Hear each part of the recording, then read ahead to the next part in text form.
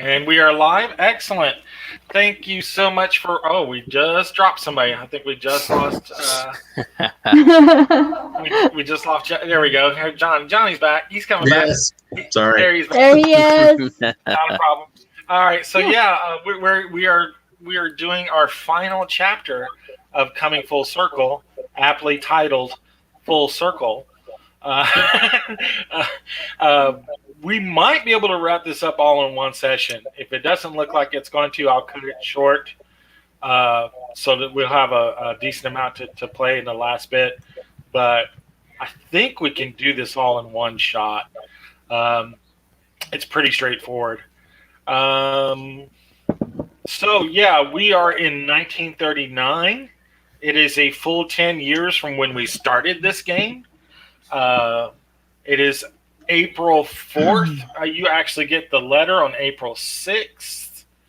The letter we talked about during the last, at the end of the last session off camera. Give me just a moment. I'll bring this up.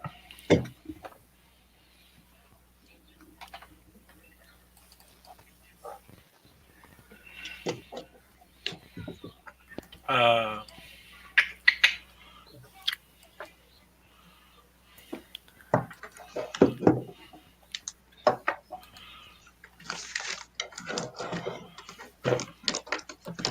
me get this to where I can put it. There we go. Come on. There we go. All right. Angela, if you don't mind reading the sad news that you've gotten here, can you read that for us? All right.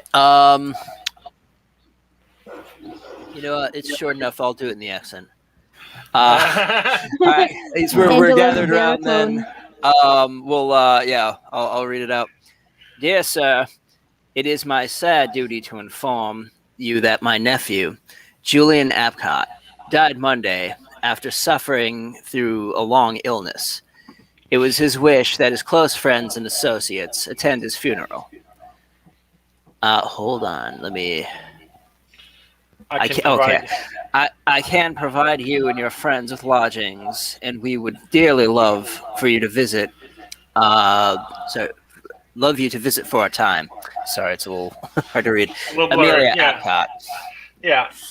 So yeah, sad news at the start of this chapter. Your good friend, the young, promising writer, Julian Apcott, the nephew of Amelia Apcott, has passed. And you guys, you were never sure whether it was coming or not. He was always sickly, and he was beating the Apcott curse up to this point.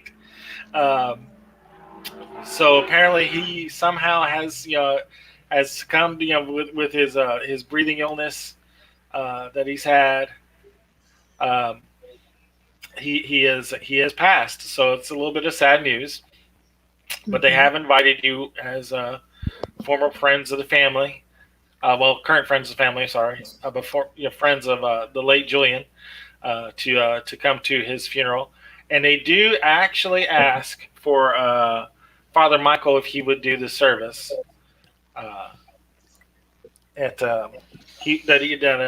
That Julian requested that Father Michael do the service for us in North Ashfield. Okay. All right. Everyone's all gathered, and I'm standing in. Is there like a kind of like a? Well, yeah. Let's set it up for it. So basically, it's April 6th when you guys get the letter. There's nothing really to prepare for, but get you like your suits and dresses and stuff together, and make sure you're pressed and head out there. You get there. The actual funeral is set on April 10th. Yeah, on April 10th. It is going to be at the North Ashfield Cemetery. You're very, very familiar with it. The North Ashfield Cemetery. You walk by, old Ezekiel's caged cemetery is still there. You're like, he's still there. But they have the funeral. They have the funeral at the Calvary Episcopal Church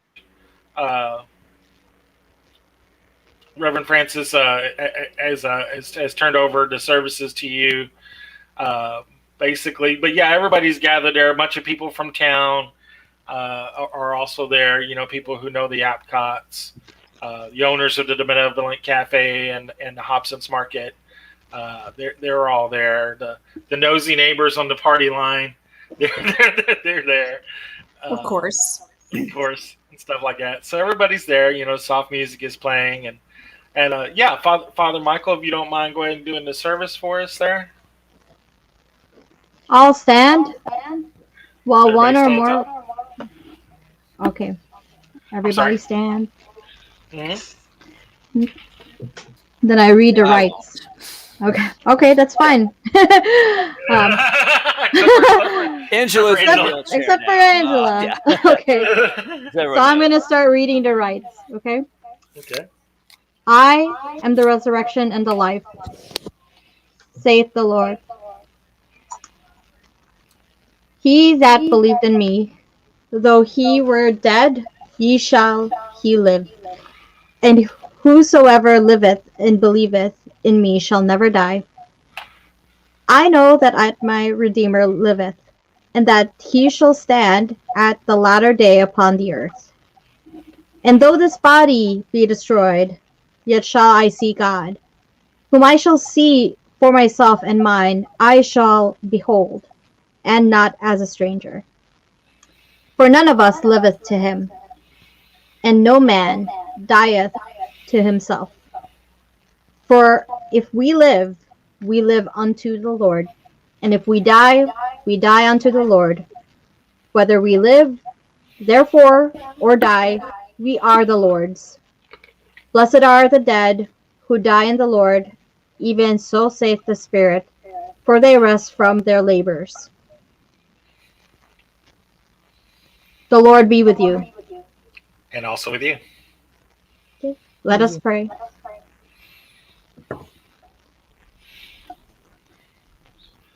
All right. And then, O God, whose mercies cannot be numbered, accept our prayers on behalf of thy servant, and grant him an entrance into the land of light and joy, in the fellowship of thy saints, through Jesus Christ thy Son, our Lord, who liveth and reigneth with thee and the Holy Spirit, one God, now and forever.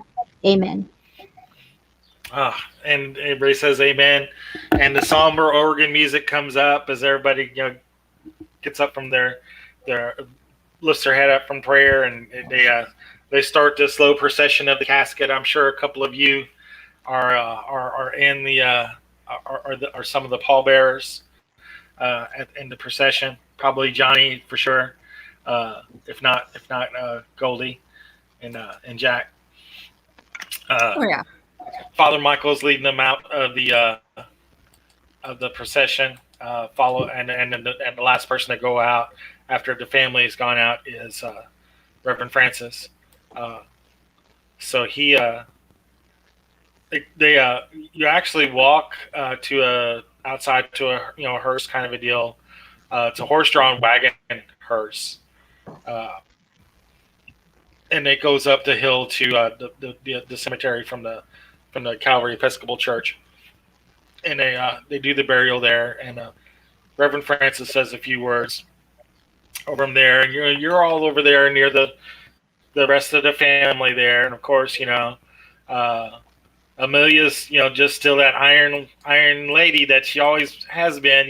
She's 10 years older, so she's getting up there, but she's still that stern iron lady that she always was. Allison is looking better. She's got a new mirror apparently in her bedroom, and since the first time you guys have been there, and she's looking better. The years have been kind to her. Maddie is 18. Maddie's turned into a lovely young lady. She's going to be going to Smith College in the fall. You guys, make some little small talk and stuff like that. When you came into the Episcopal Church and found that out. So yeah, she's going to be going to Smith College in the fall semester. But she's very, very excited about going there to get an education. It's a little, it's not quite, it's an actual college, not the finishing school that was common to the times. So yeah, and they also have gotten a family servant named Lottie, who's helped out at the house since Amelia and Allison have gotten on in years, and Maddie's been busy preparing for her studies. So they have a new servant there named Lottie. She's actually from the next town in Greenville, and she was hired on. But yeah, there's like the small talk kind of a deal after the service. They invite you to come and stay for a day, for spend the evening there, and head back out to Boston the next day. Of course, Amelia and Allison they're very upset. The boy is gone. It's the last of the Apcotts. And the last male Apcott. Maddie's a Harper. Maddie's not an Apcott. She's an Apcott in family, but not in name. So yeah, you all are heading back towards the house, kind of deal, and you're riding in the car, and Maddie's kind of helping Angela, into the car and stuff from the wheelchair. You got to put the wheelchair in the trunk or whatever. But she's concerned about you and making sure that you're okay. She doesn't know quite what to do, with Angela here. She's used to Angela being up and about and not in a wheelchair, so it's kind of thrown her off. But as she's getting you into the wheelchair there, into the car there, helping you into the car, she's like, she kind of whispers to you real quick, Angela's like, when you get a minute, I'd like to talk to you when we have a moment later on at the house. Yes, my dear, no problem. Okay, excellent. Yeah. So yeah, you guys get together in the over to Apcott House. Sure, Johnny's driving the big tour and stuff again, and the Model T tour. Have you got a new car, or is it still the Model T tour? It's still Model T. I'm still looking for baby. This is just my temporary till I find her. 7 years temporary, but okay. 9 years. 10 years. 10 years temporary, but okay. What is 10 years to true love?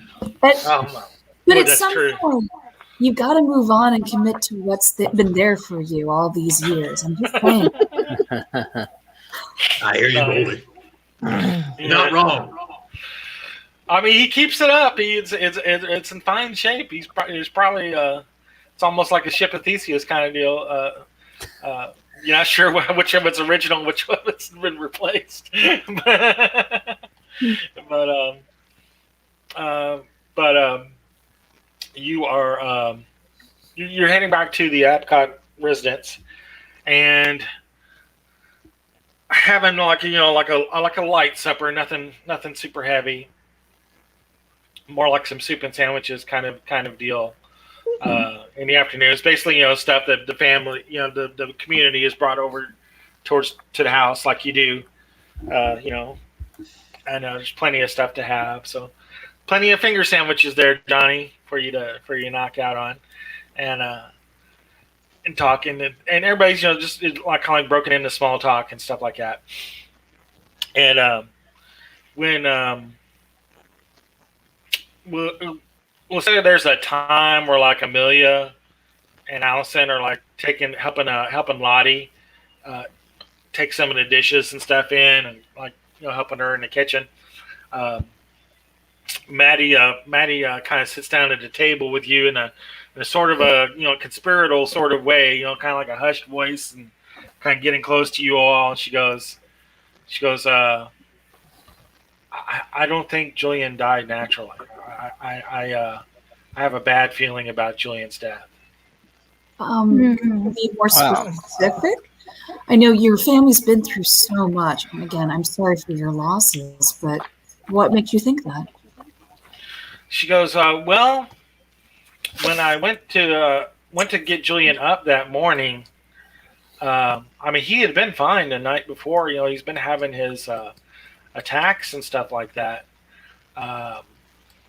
But she goes and she says, when I went to wake him up that morning, and this was like on April 2nd, or wait a minute, this would have been on the 4th. So when I went to go wake him up, of course he it looked like he had died in his sleep, but something wasn't right about him.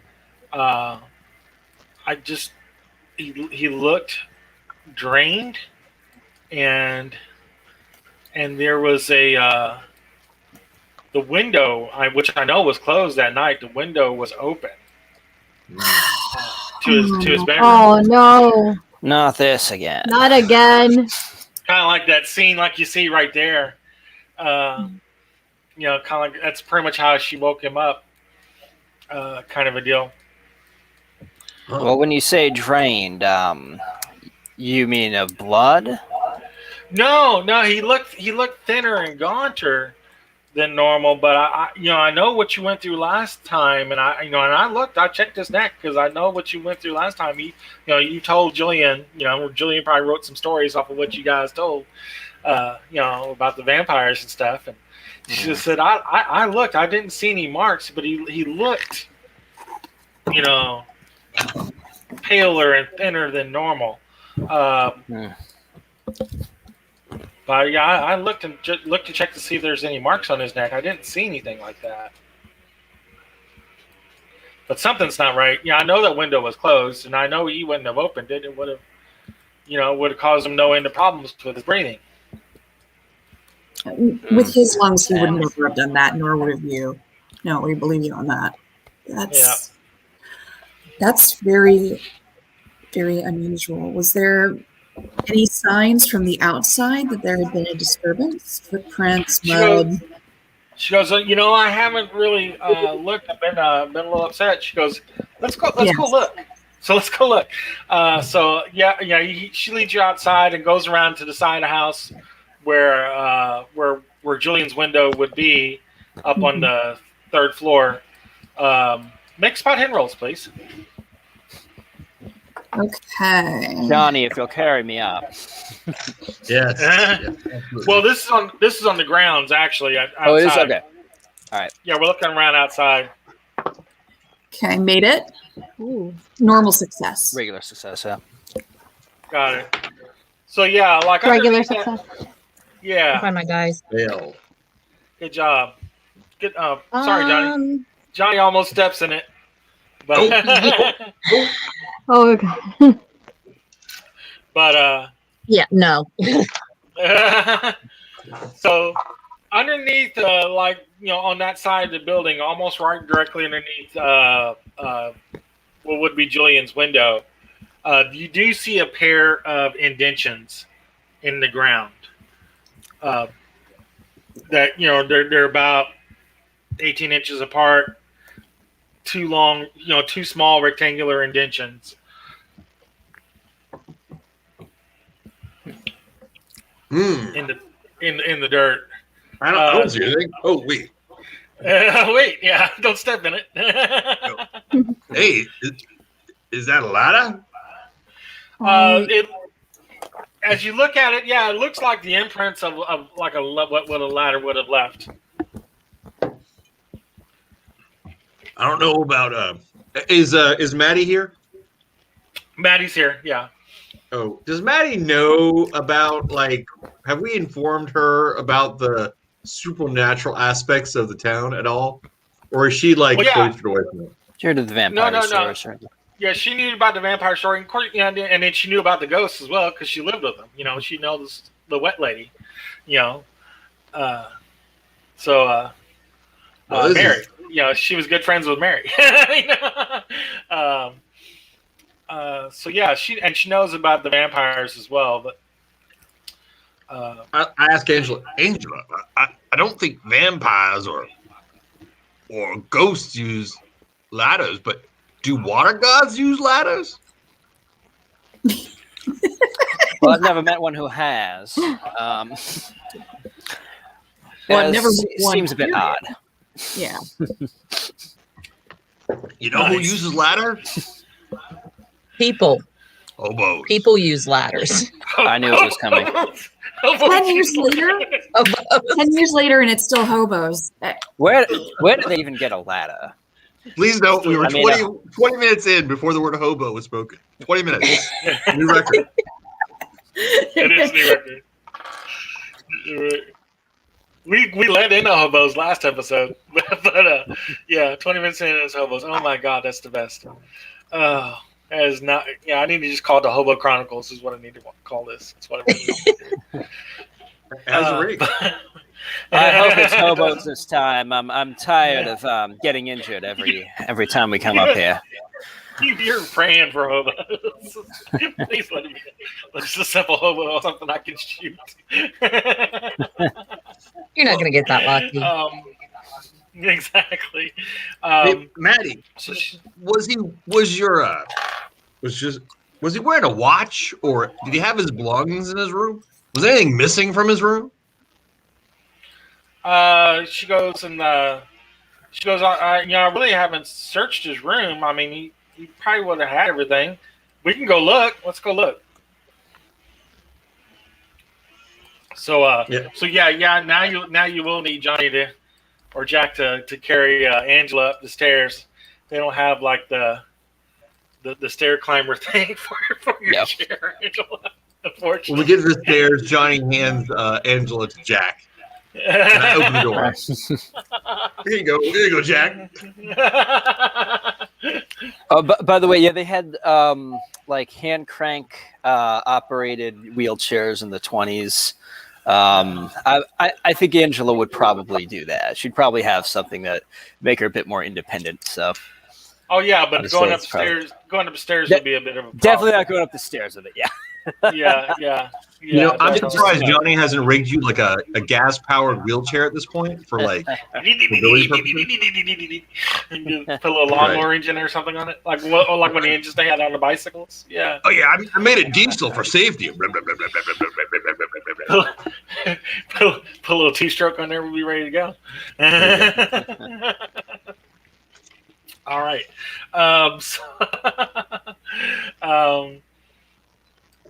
So yeah, you are checking out Julian's room.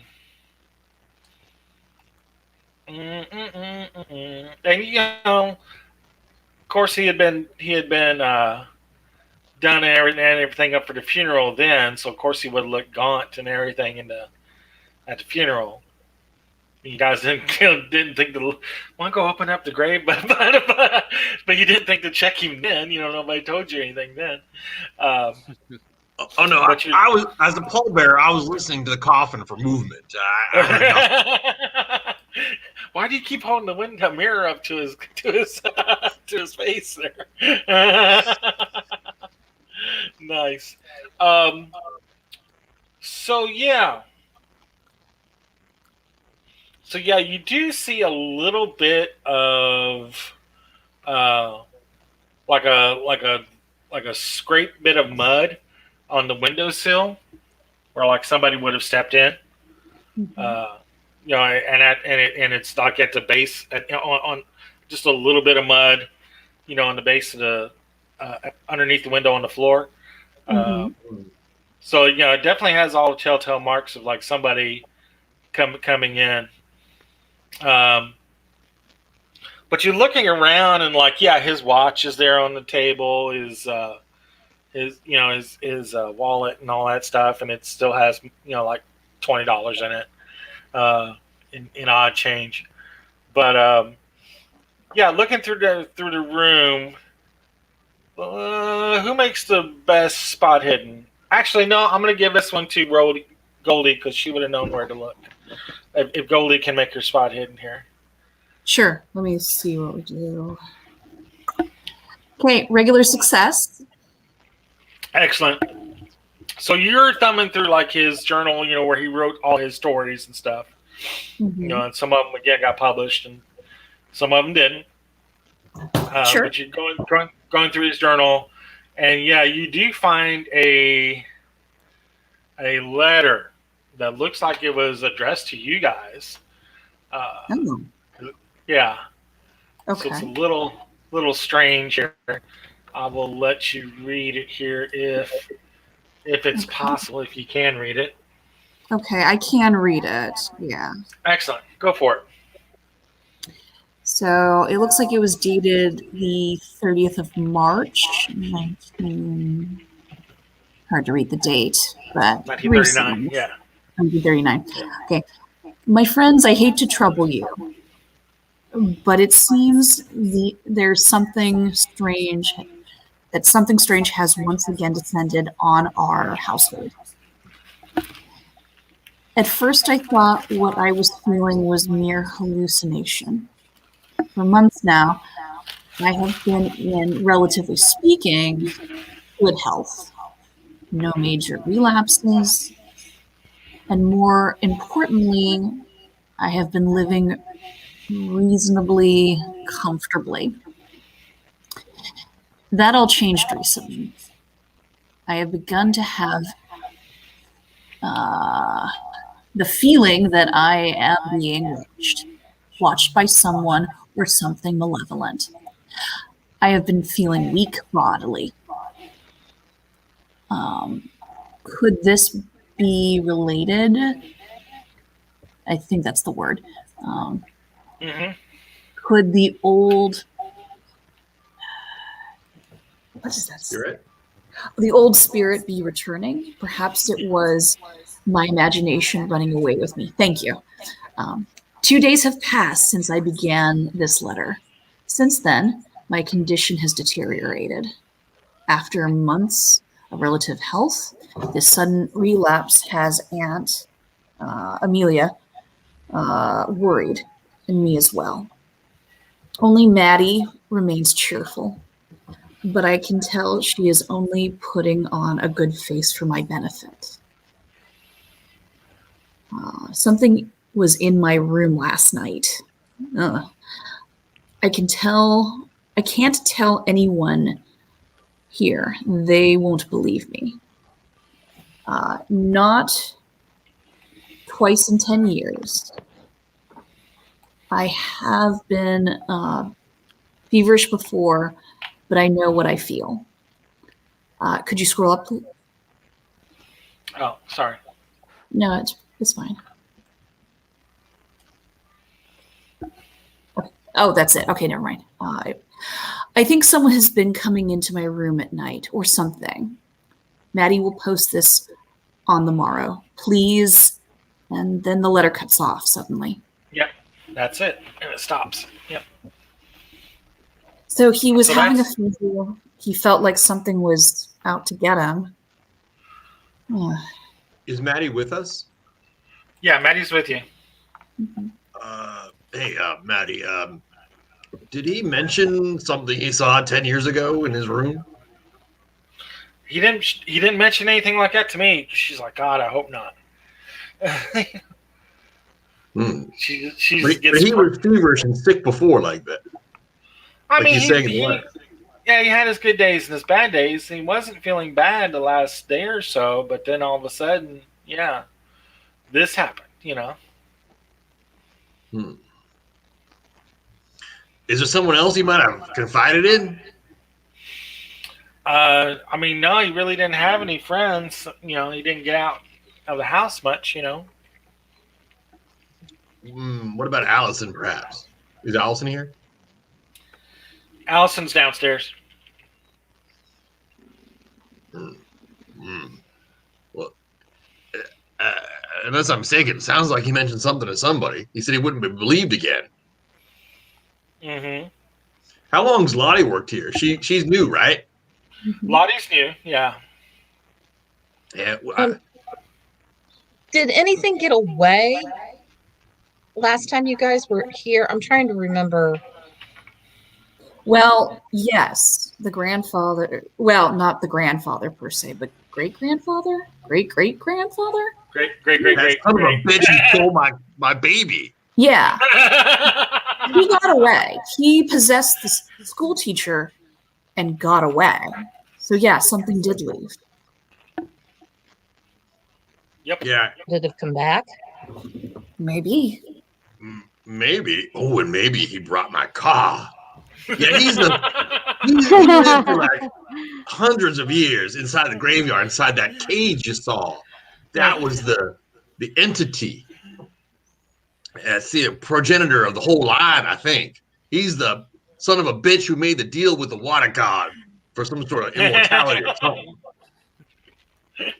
Cursed his whole family forever. And stole your car. Stole my car. Oh, yeah, and stole. Well, I mean, talk about sins. I don't know which one's worse. I think stealing my car is probably the worst thing he ever did. I'm sure the family would agree. No, you think? Well, that's my nice of them. I never really thought they oh, you're joking. Never mind.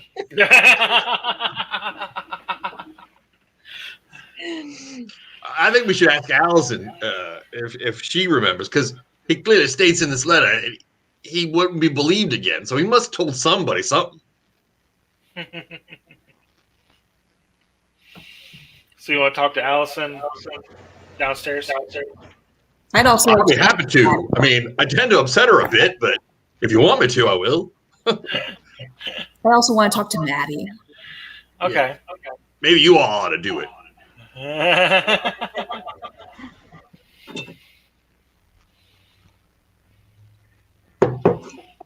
So who we talked to Maddie, first? if something's going on here, we will do our best to get to the bottom of it.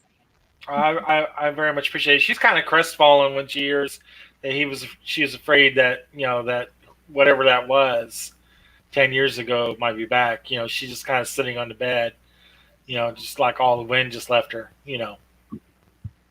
Well, it's no certain thing. We don't know yet. But Yeah. we have to consider all sorts of stuff, considering Yeah. the reputation of this entire town. My goodness. Remember that? Yeah, this hit her when she was like 8 years old, so it definitely left a mark on her psyche there. Did you not know what was in the letter?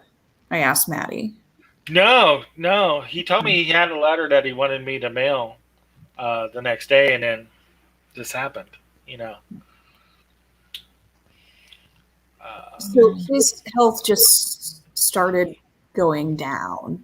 Yeah, just started crashing bad like the past few days. One of the things that I worry about, of course, thinking about all the possibilities, can't rule out the mundane. Seems like you have new help on the house, yeah? Yes.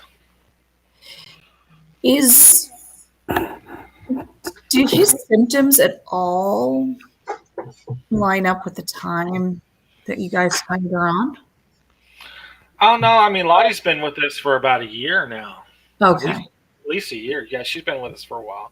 And yeah, like Julian might have mentioned it in passing in a letter to you, but you weren't thinking about it. That's not a Sure. problem. Yeah. Hey, we got some new help around the house. And you just weren't, it's the first time you saw her. So yeah. Okay. Typhoid Mary wasn't that long ago, so I always wonder about things like that, Yeah, So- illnesses of the time. Of the time. Okay. So things went bad fast for him. Mm-hmm. But no one else has been ill. No, yeah, and he was born sickly. That's the thing. It's like he's always had these breathing. Like they would have told you, Jack. He's always had these breathing issues and stuff like that, and was constantly coughing and couldn't leave the house. Like he was homeschooled and stuff like that. Well, yeah, I hate to mention it, but he didn't have any kids, so he's the end of the line. I don't know what that does for that family curse, but they're kind of running out of steam here. Exactly.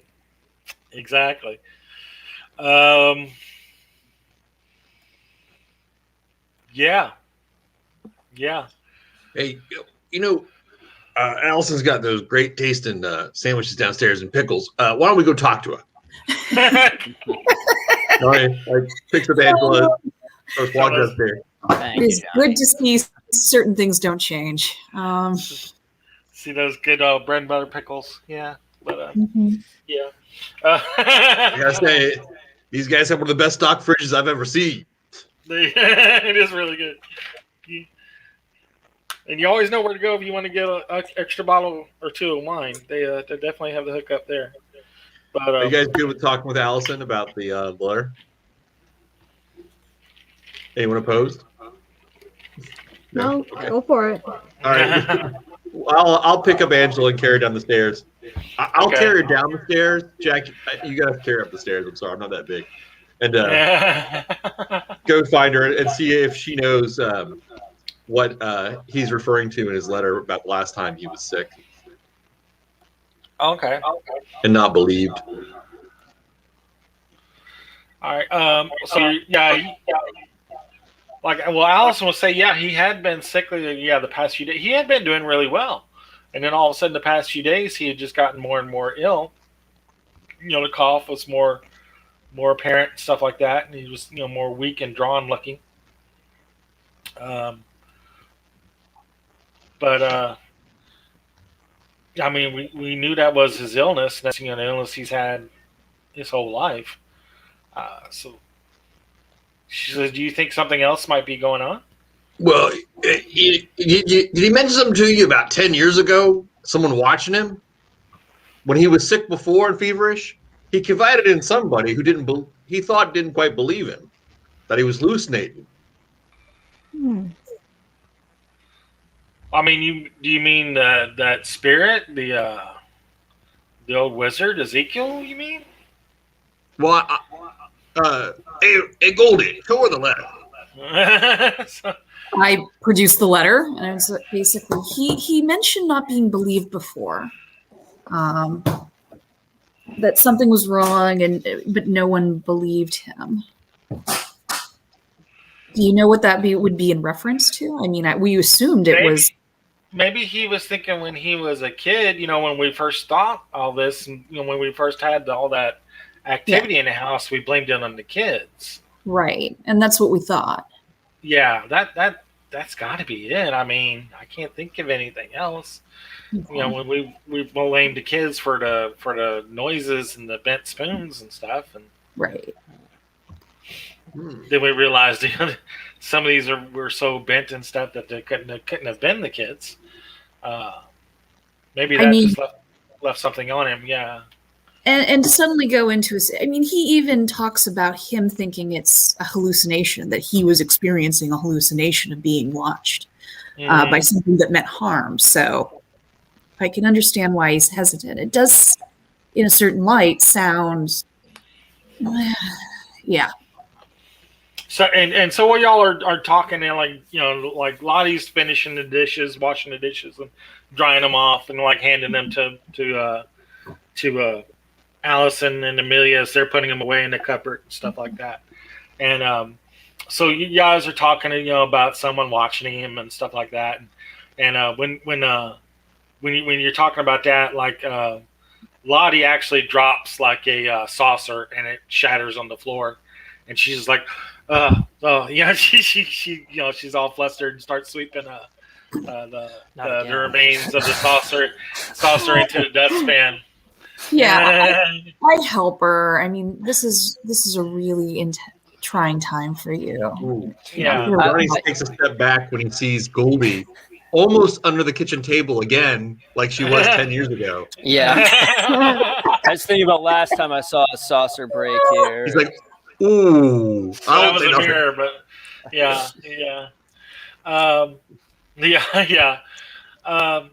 But I'll just look confused at their expressions because I have no clue. Yeah, no, Lottie's definitely rattled. She's like, when you guys were talking about, Julian feeling like he was being watched. She definitely got rattled when you guys talked about that.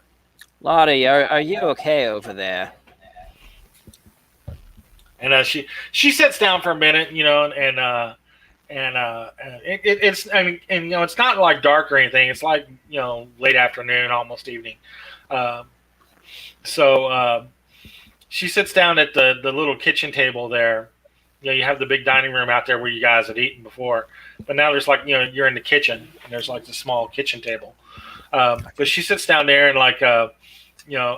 Allison gets her some coffee, and she's drinking some of the coffee, and she's like, I saw someone at the cafe this a couple times this past week, and he kept watching me when I was at the cafe.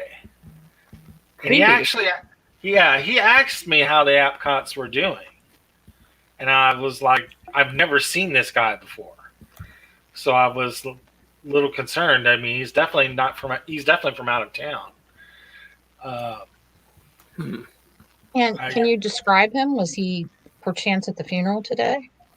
I didn't see him at the funeral today. No, I mean, I wasn't looking for him, but I don't remember seeing him. He's kind of average height, average build. He's got that platinum blonde kind of hair, Really light blonde, yeah. And he has scruffy and homeless. No. He had a nice suit, glasses. He had the thick horn rim kind of glasses, and a little bit of a mustache. A little bit of a mustache. Yeah, not quite peach fuzz. It was just trimmed really close.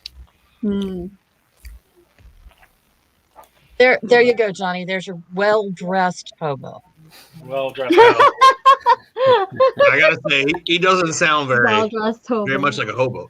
But Jack, I will tell you, last time we were here, you may not know this, but you see, there was this witch, and she got put into a doll with some sort of wet water magic because the doll was always dripping water, and that's what happened with Goldie under the table. Goldie was under the table with one of the kids playing hide and seek when she saw the feet and the legs, the lower torso of this witch dripping water everywhere, approaching as if she was gonna look under the table. I think Goldie thought she was gonna die. That's Thank you. Thank you for reminding me.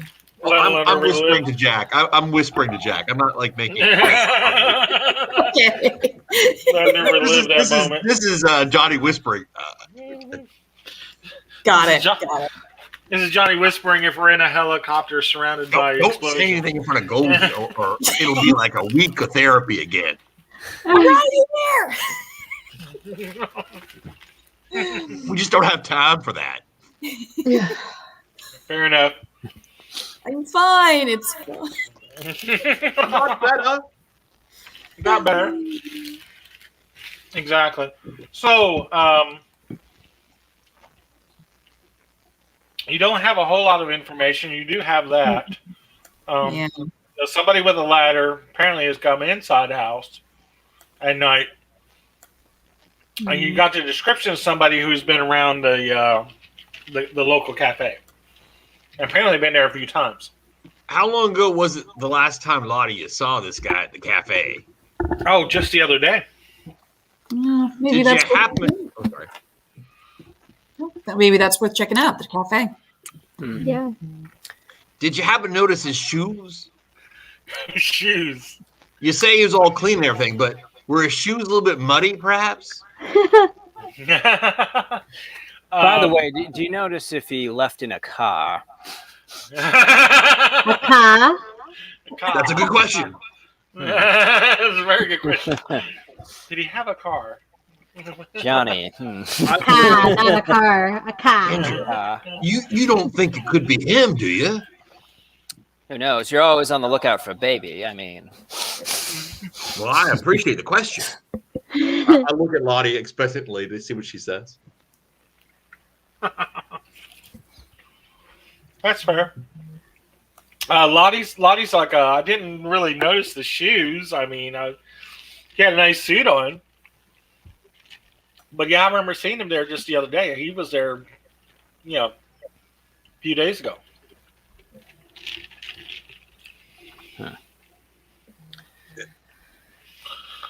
And did he have a car? I don't know. He was inside the restaurant. He didn't have it on him.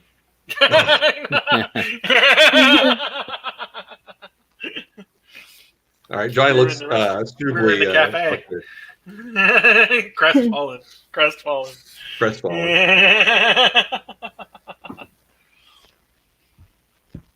Well, I think Golden may be right. This sounds like a lead. Let's investigate.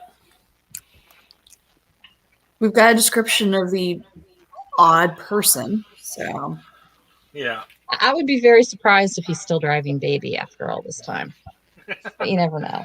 It was a fine car. I mean, it was a fine car. What do you mean? Still? What's this still stuff? Well, I just figure that, they may have changed it up some.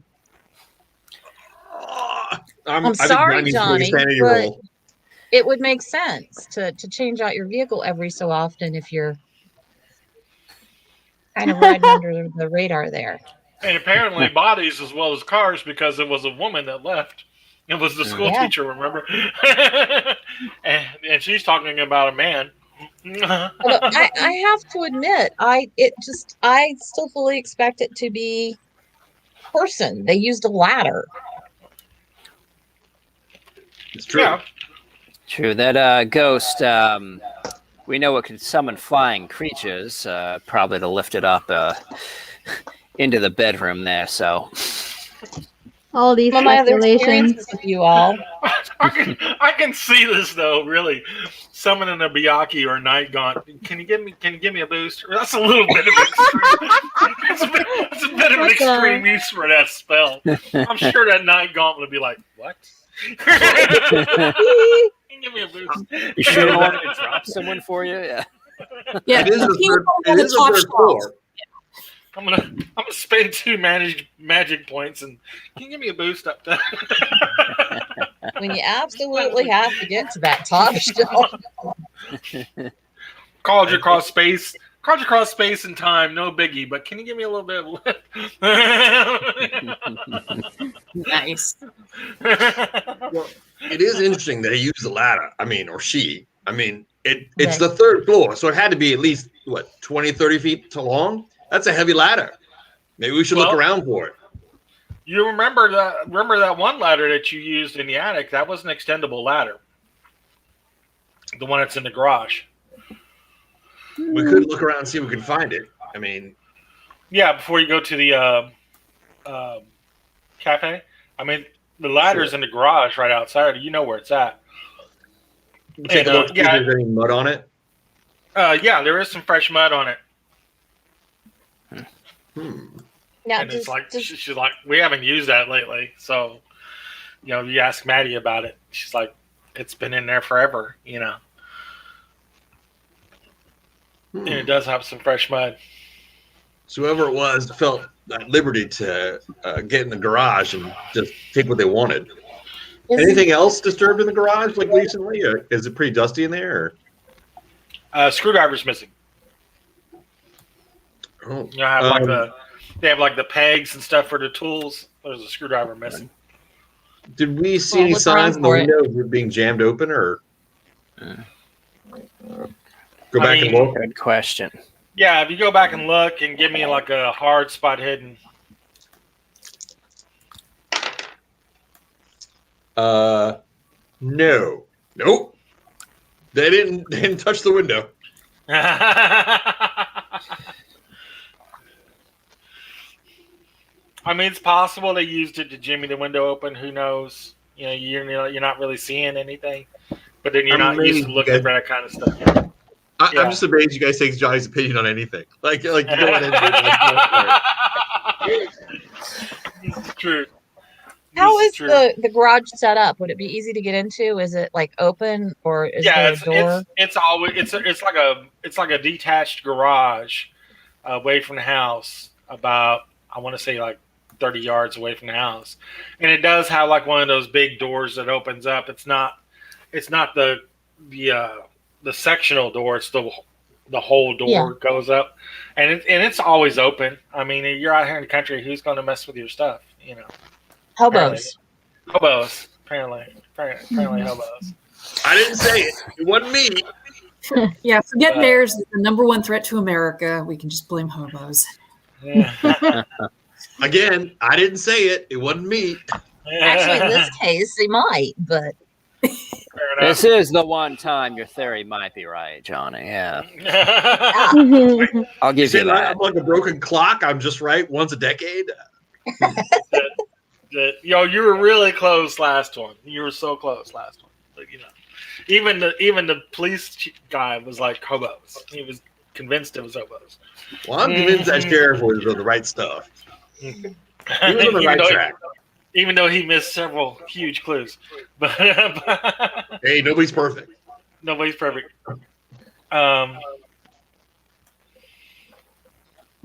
So yeah. Are we heading to the cafe now? Well, Angela, I don't know if we need to hurry. We're getting paid by the day, aren't we? Or are we getting are we paid? getting paid? We're not getting paid. No. I thought this was a but friends of the family. This is the friends and family deal. Someone killed this Oh. kid. I'll, I'm more and more convinced someone killed this kid. I will do I'll this. buy you lunch, Johnny. Yeah, it's at the cafe. the cafe. Yeah. All right, you're right. We can go to the cafe now. You're right. Yeah. And I'll chip in. You need a bottle of something. I'm sure I brought something because this was going to be a funeral. I planned to drink heavily regardless. So Exactly. I have to go raid the wine cellar. Why wait for a funeral? I'm not Exactly. saying the funeral is an exceptional case. I'm just saying it's the excuse of the moment. All right. All right. Because man, it's 10 years of reporting. I don't have any patience for these kids. You know. Raison de jour. Yeah, I'm going to expose the truth. Oh, bless your heart, honey pie. You know, look at you running around. You're going to get your apartment firebombed just like mine. I mean, these kids, driven to drink. So I'm using every opportunity I can to make this a lot easier on me. The fact that this kid was doing well and then got cut down by who knows what pisses me off. Pisses me off. I only met him the one time, but You see, Johnny pulls out his decanter. He And he was shows you asleep. the cover. It says Liquid Sanity on the outside. Yeah, 12 ounces of therapy right here. Yeah, I know, Jack. You didn't know the kid super well, but he was a sweet kid. He really loved to write. You know, he was always very curious. To a seems point like where it. dangerous, but he didn't deserve this. He helped you out with the vampires with the hawthorn branches. So Certainly. Yeah, he was a good kid. I mean, Yeah. Well, the fact that it might have been his grandfather, however many times great behind it, just doesn't sit right with me. no. oh yeah, but that guy was a dick. I mean, really. I mean, He was. you got dicks, and then you got this grandfather. I mean, I'm talking serious, like, dick. He's a grand dick. Oh yeah. Hey, Really? it is. Wow. My husband, ladies and gentlemen. Yeah. Here you go. This is what I deal with on a daily basis. It's your husband, Angela. Huh? That's right. He's great, My great, husband, great, Angela. great, grand dick. I'd have given up on him after 3 days of the accent. So you got the patience of Solomon there, as far as I'm concerned. Good Lord. Well, the vows do say for better or worse. Yes, exactly. I've been like, really? Just stop now. Yes, really. But it is great in the game. I'm sure. You know, it's a fantastic game. But I'm sure at home you're like, we're so done. We're so done. So yeah, moving on along. Let's get this game going. We are going to the Benevolent Cafe. It is getting on towards evening, and it is April. Uh, so you're getting there, and it's just just about getting dark when you get to the Benevolent Cafe.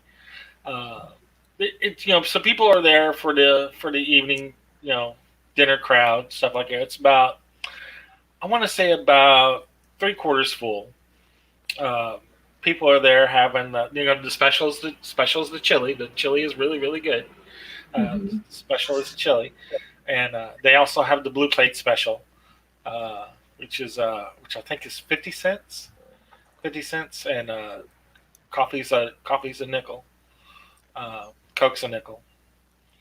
What's the blue plate special? The blue plate special today is chicken pot pie, actually. Making me hungry, man. Special and coffee. Yum. Homemade chicken pot pie, exactly. So yeah, Johnny will definitely go for the chicken pot pie. I like my meat identifiable. so for a 50-cent meal, it is really really good. And it is fairly busy. There's only like one waitress taking care of about 20 people, so she's moving and hustling and stuff like that. And you're looking around, of course, when you come in, I'm sure you're looking around for this guy, and nobody's really fitting that description, with like the platinum blonde hair, the really light blonde hair, and the small mustache and the glasses. You're not seeing anybody that's like fitting that description. Most of these people here look like locals. They're wearing the coveralls and the work shirts and stuff like that. Nobody's wearing like a nice suit. I muttered to Goldie, but it sounds like he changes bodies like other people change. Yeah, it does. Change shoes. And that's what we were kind of picking up from a lot of the accounts and stuff like that. It seems to have quite a price to do something like that. But the fact that he didn't jump into the body of, honestly, the son, my biggest worry was possession, but I thought we took care of him. Yeah, that's true. Hey, Or that he Goldie, was, yeah. you're good with the gab. Why don't you go press the flesh with that waitress over there, see if she's heard of it or seen him. She's here all the time, right? So she's you see this dark curly haired lady that you want to say is in their mid-30s, not quite sure. She's got like the name tag says Alice on her name tag, and she's coming to your table. Yeah, exactly. It's Alice from the Alice TV show. She comes to your table and is asking, what can I get for your order? She's got like the menus and stuff, and but it's pretty basic. It's like blue plate special, sandwiches, soup, soup of the day, then chili. Okay. Well, I will order like coffee and pie for that Okay. total, before Twin Peaks time kind of 1-2 combo. There you go. Good choice. I'll smile. I will be sweet, and I will basically start chatting up the waitress. Finding out. I'm looking for someone. Number one, I'm trying. This isn't just purposeless or buttering her up. I want to figure out if this waitress has been around for a while. Yeah. That she would be able to recognize new folk from like locals. Yeah. And I'm looking for someone who's more of a regular rather than a fill-in. Yeah. No, you actually. I think we were in the Benevolent Cafe for a hot minute, the very first episode. Yeah. And yeah, she worked there then. I do remember I had Alice in there. Okay. So yeah, you recognize her. Years have not been kind, but but it's still Alice. It's hard. It's hard being on anything in this industry. So yeah, no. I smile. Like I said, if I remember her name is Alice, and hey Alice, welcome to see you.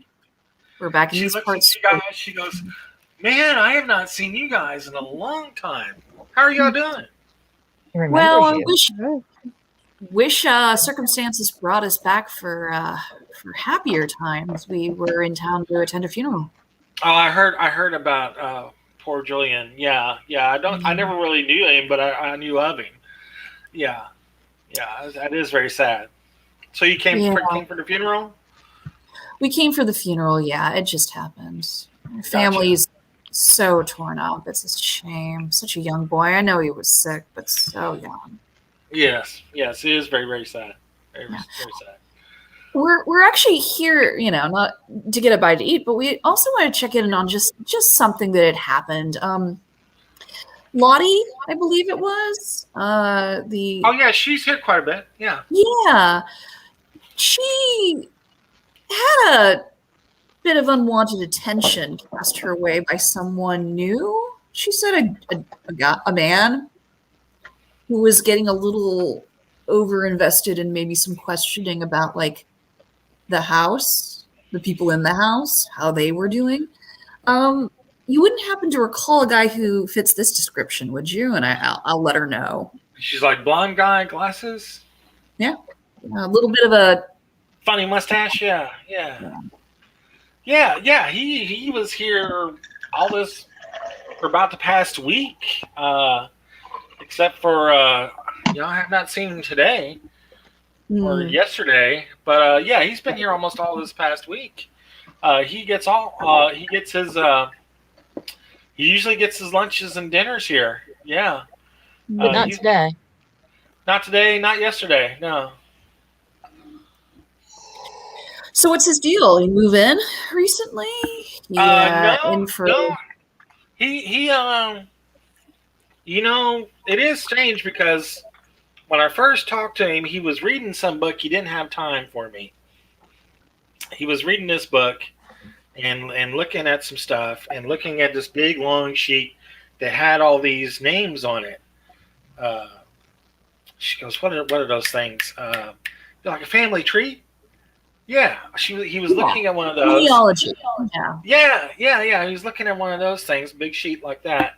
And he was saying that he needed more apricots. And I thought, well, that's odd. Weird. Why would he need more apricots? But now that you're thinking about it, he could have been saying apricots. Well, it is strange.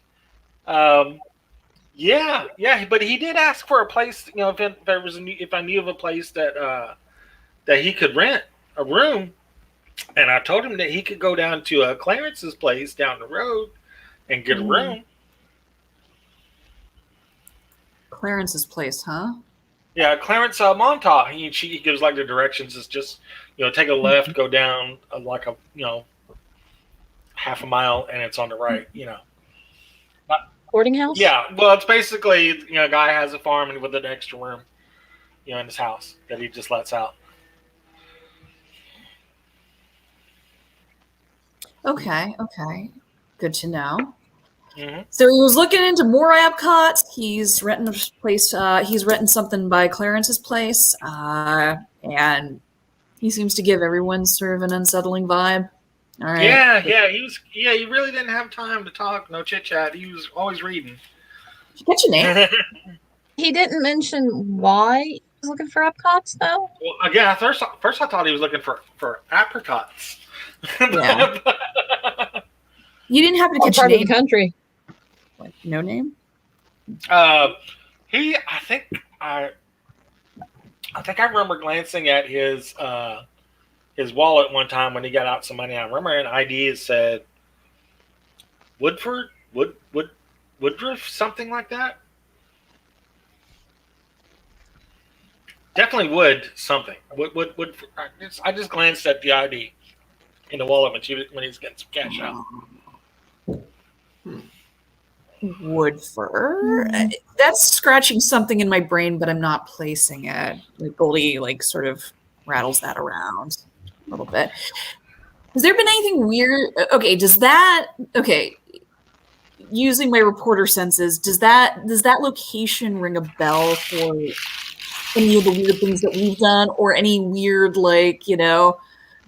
bloodstained stone circle, or all night ranger with mysterious amounts of black goats in attendance, busted, outskirts of, anything like that? I'm gonna go with a negative It's not really hitting you yet. It might hit a couple of you later, but it's not really clicking now.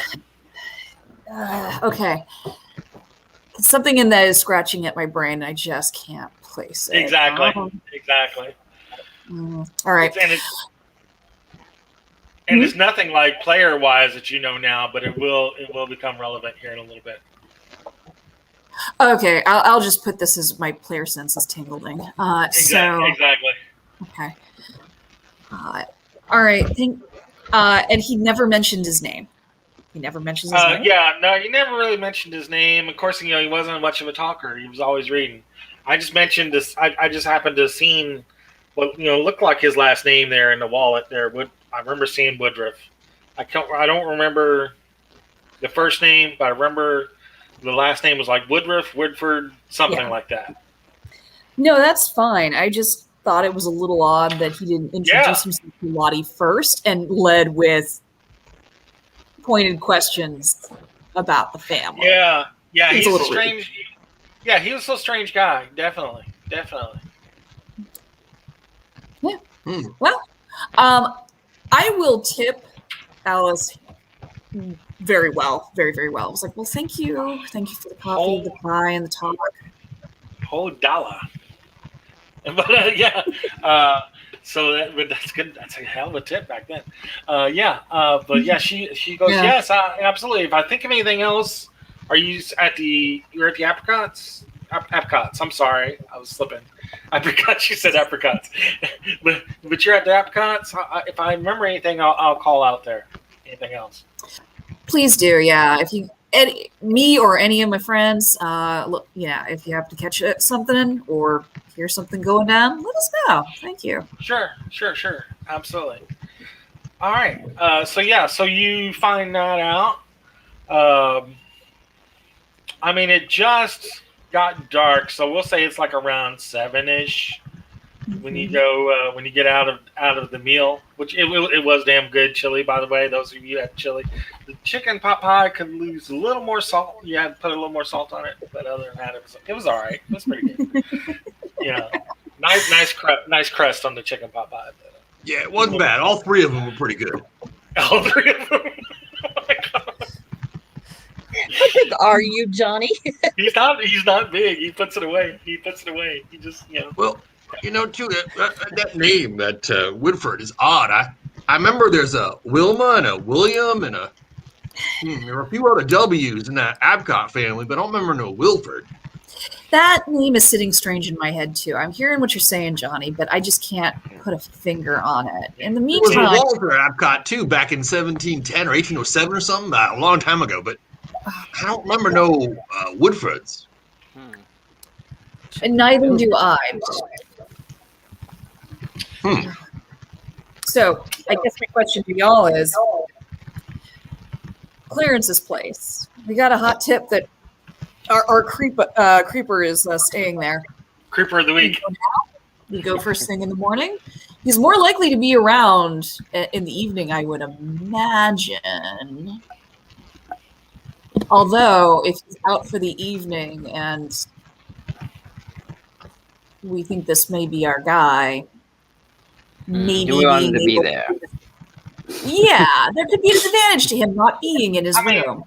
It's 7. It's not terribly late to call on person. I would say after 8 it would be. But if you wanted to go and check the place, it's not apropos. But you want to do it now or you want to wait till the morning? Well, we talk a little bit. You remember that water god? Didn't he say that he would feed on your mortal soul and take the lives of you and yours for his feast? Yes. Like he needed to drink them like a Pepsi every other day or something. Yeah, me too. 1939, you mean Coke. It's Coke. I don't think Pepsi's around yet. Well, but Dr. Pepper would also be around for an alternative. 1930s, all right, maybe. Yeah, Civil War. So, so should we pay Clarence a visit now? But okay, I get it. this thing eats souls. Well, there is a thing that eats souls that we know about. Sorry, Jack. Yeah, could it be him? Could it be something else? We don't know yet. Yeah. Yeah, but didn't that thing say like it the outside world was a watery mirage that it was watching? Like it would sit. Now, if the guy who stole baby is that thing, I mean, you guys are all cultish and stuff. I mean, what do you think's going on here? I don't know. Honestly, there is a person who has no social skills whatsoever who is basically stumbling all over town, making himself look suspicious. That's all I know. Very sus you guy. mean? Very sus guy. Yeah. That guy. That guy. Oh, of course. Not you, Of course. Johnny. That's what you meant. You're just a sandwich thief. That's all. It's fine. Well, he You guys doesn't noticed wear that when we were in in front the of women. kitchen, Johnny walks around like he really knows the place. At the very best, there is an awkward person asking questions about a family he has no direct connection to that we know of. Mhm. At the very worst, well, we've seen a lot of worse out there. Yeah. At the very He's not worse than that vampire. He needs more Oh. appetites, right? I hope you're right, Jack. I know, because that vampire. Yeah. Well, okay. It could be the vampire. It took me 3 months before I could eat red meat after smelling my own blood all over the place like that. Oh, I'm sorry. yikes. Was that too much? That That's was too light for you, huh? Nope, You got it. not at all. I'm drinking blood right now. Kidding. Yeah, and just like, yeah, tell me about it. Oh, I'm not saying. I got off 3 light. years before I could eat I got solids off again. late. Yeah. Angela, I'm sorry. That was super insensitive. And It's all right. We can't all be like Johnny, who eats 3 chicken pot pies when I'm paying the bill. Well, the key is like I told the waitress, right? You gotta bring one every 10 minutes till I'm done. That's the way you do it. I didn't even realize you could smell your own blood. Holy crap! Like I didn't even notice. Out there walking around on his 2 feet like a crazy person. God damn it. Notice, Angela, I did notice Johnny was pretty quick to say this is on her tab before he started. Johnny has no tab. Johnny rebukes tabs. Johnny has a +5 save versus tabs. Well, I noticed you all did offer rather quickly, and I appreciate that. That was mighty nice of you. You remember in the old Chaosium games and the scenarios where they had the NPCs with the odd skills? You remember those, like in the 4th and 5th editions, I think they were. They would have the odd skills they would have in there. Johnny's is like duck check at like 75% duck check. I'm just gonna put that on your skill sheet. So are we going now, or are we waiting for in the morning? That's what I need to know. I think goes right. I think I've got to go now. Well, How do we want to go in there? Going guns blazing, or are we gonna come up with some sort of excuse? Pow, pow, pow, pow. Angela, you got feisty since you've been in the wheelchair. You know what? Feisty before. She worked for the died. family before. We can work for the family again in the sense of like, we heard this individual just had some interest in the Epcot family. We just wanted to talk about He was that. still around. We Yeah. could watch the place too, and maybe see if the guy's not there, or maybe he left. Maybe we could just ask people about him. I remember last time we ran into a stranger, that guy was like carrying like a dozen bear traps and literally almost killed 3 of us. Well, Clarence. Who knows if this guy's a zombie or something? Well, Clarence would know. I mean, he's housing them. Yeah. Yeah. No, maybe. Did who was the guy who had the house where the vampires were holed up in the basement? That was actually Shergan's actual old family residence. Stephen Bascom was the guy who was his who had all the dogs and the bear traps. Yeah, it could be another Baskin. Is my fear, right? Yeah, Bascom had another house, lived with his mom further down the street, which also after that investigation, like they would have found like Stephen Bascom's mom stuffed under the crawl space under the house. Stephen Bascom's mom completely drained, of course. Completely drained of blood. Yeah. What I missed when I was recovering, my God. Right.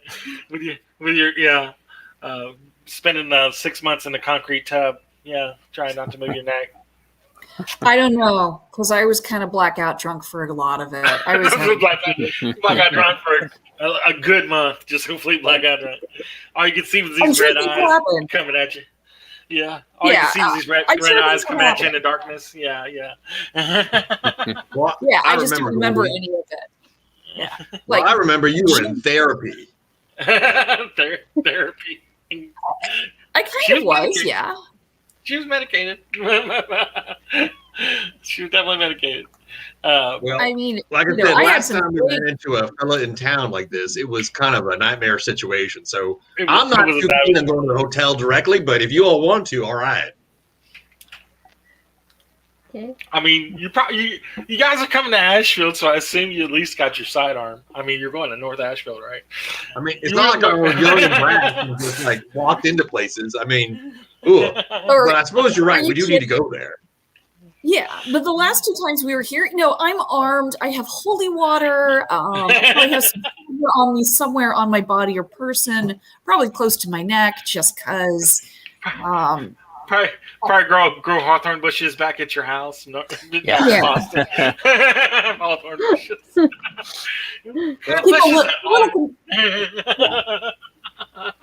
Well, I just don't feel dressed properly without my sidearm tucked into my. Agreed. Nice. Well, all right. We're going back into the breach then, I guess. Okay. So, it's not very far. It's like a half mile down the road. So you get in the car, head down there. You do come up. It's like a 2-story farmhouse. Very like white painted farmhouse. Very reminiscent of Night of the Living Dead. Just no country farmhouse. There is a large Ford like truck, like a typical kind of farm truck that you would have seen in the 30s, with the big fenders and stuff like that on it. So it's out there with like a flatbed kind of a farm truck kind of a deal. It's dark. It's a dark green. First thing you do when you come out to the house is you hear, like, from inside the house, you're hearing like a not a big dog, but like you hear like a smallish dog kind of barking. First you're like, oh shit, that's not dogs again, is it? I tense up. Exactly. But it's not like the big dog, it's more like an arf kind of a bark, More like a pet rather than a guardian. Yeah. And it's just one, not like 4. That still tenses up because he knows what little dogs are like. Johnny's probably looking around for bear traps. Yeah, Johnny will pick up if Johnny's out of the car. You'll see he's like sweating, cold sweat pouring out his face, and he's looking for a stick, and he's tentatively poking the ground as if we're going forward. There's no leaves. It's not October like it was last time, so that's good. You come up to the house, and you're as you're walking up towards the house, it's a bare yard. It's kind of more mud than anything else. And you are seeing several tracks in here, different dirt tracks. But you're walking up towards the house, and a guy kind of steps out, opens up like the screen door kind of a deal. Really, really old guy. I mean, positively ancient. Got to be well into his 70s, if not 80. He really skint, thin, kind of stooped over, kind of a deal, like that. Has like the pants up around his, up almost to his chest, kind of a deal. The big baggy pants that are probably again about 2 sizes too big for him. He's got him, he's got him all belted up to like almost to his chest, kind of a deal. And he's kind of stooped over, and he's shouting back in the house. He's like, Patches, be quiet, Patches, be quiet. And he's looking at you all, and he's like, he goes, evening. Howdy, sir. Hello. He says, you here for a room? I only got the one room. Well, we're here for no, we don't need a room, sir. Thank you. Thank you, though. Clarence, is it? Yes. Oh, hi. My name's Ron Goldie. You can call me Goldie. Rhonda Goldstein. These are my friends. We're actually here about someone you might be renting a room to. Don't know his name. The Woodruff fella? Yeah, Woodruff. That sounds about right. Yeah, he just left 2 days ago. Oh, he left. In a hurry. In a hurry? Yeah, he left a lot of stuff here. That's odd. What was that about? Do you know? I don't know. He gave me the money for the rest of the week and left. He got in his car and took off. He looked really nervous. He said, screaming under his breath, he's like, I can't believe they're coming again. and something like that under his breath. And I can't believe they're coming again. And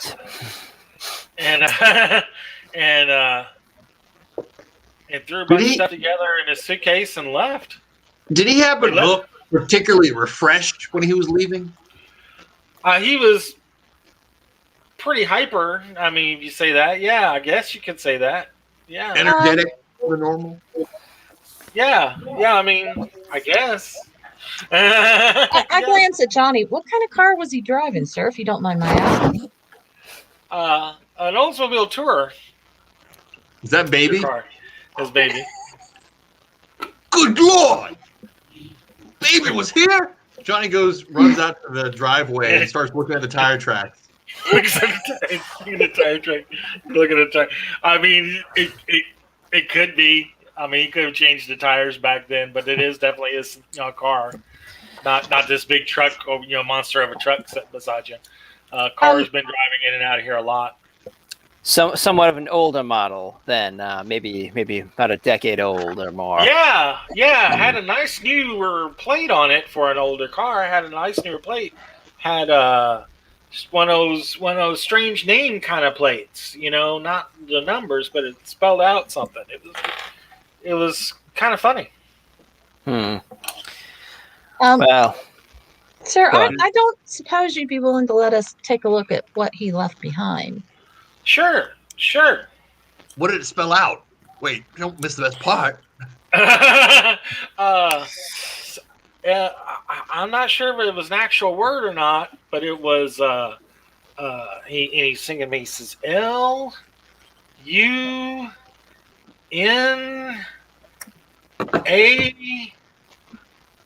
number 4. LUNA4. I'm not sure about if it was an actual word, but it looked like it could have made a word. Huh. Lunafor.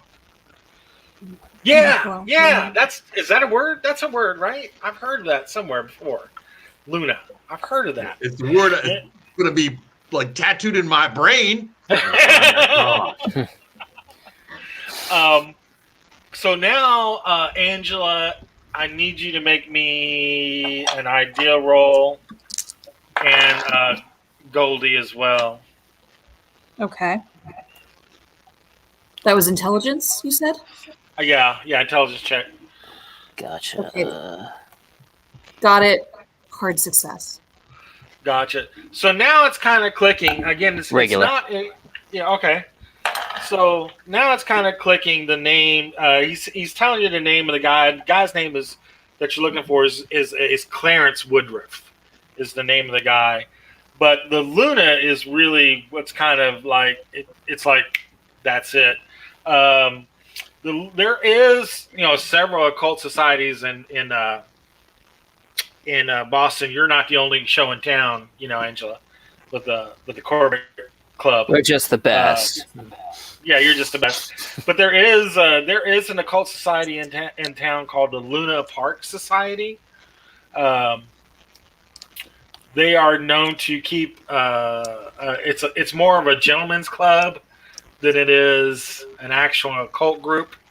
It's more of a place where guys can sit around in the study and smoke cigars and drink brandy and bitch about women, kind of a deal.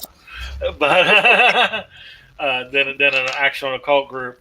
But they do have some ceremonies and stuff that they do, and they keep to different occult traditions.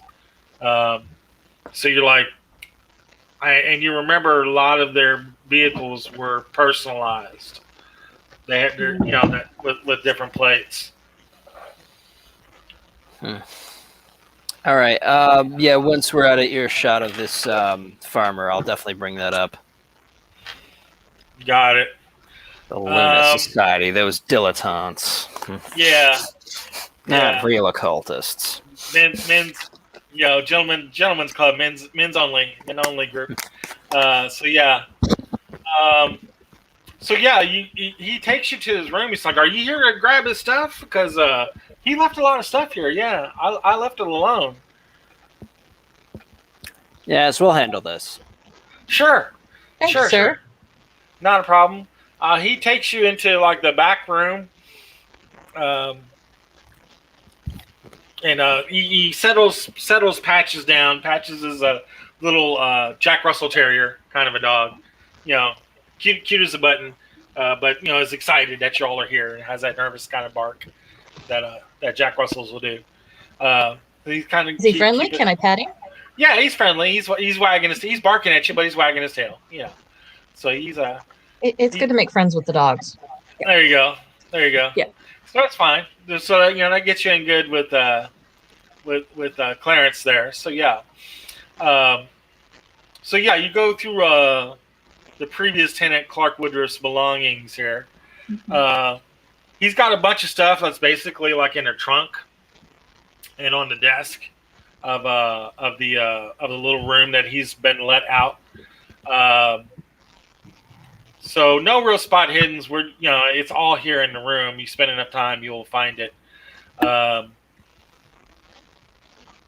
Give me just a moment to get through to what there is.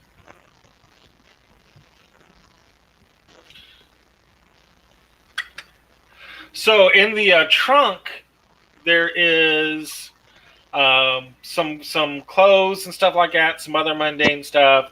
But at the bottom are 4 very heavy books. The first is the Bridewell edition of Nameless Cults. There's a second one is a handwritten manuscript of Magic of the New England Witches. The third volume is called A Treatise on the Black Arts.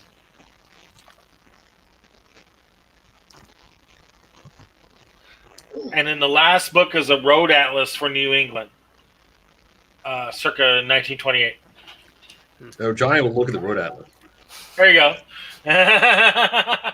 I've driven around New England. Yeah, it's the most horrifying of the 4 books. that is one of these. Those roads, man. Oh.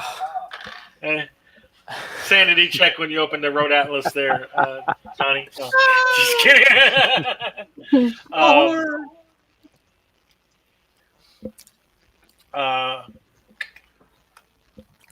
Make me a luck roll to see who finds this. You'll see it. I just want to see who finds it first. I want the lowest luck roll. Hard success, I believe. Oh, 99. 99. You did not find it at all. I failed it, but I didn't fail it that bad. Goldie's 90. Like, Yeah. Oh Lord. Hard Ooh, success for me. 95. Hard success for Angela. Excellent. Not me. I'm just sitting in the corner of my wheelchair and look over. What's this? it's right there, guys. Major What's clue, up? guys. I'll just say if it was chicken pot pie, I would have found it. So so yeah, that makes sense. You're kind of wheeling around, like you're looking under the bed, and you kind of lifting up the mattress, kind of deal, Angela.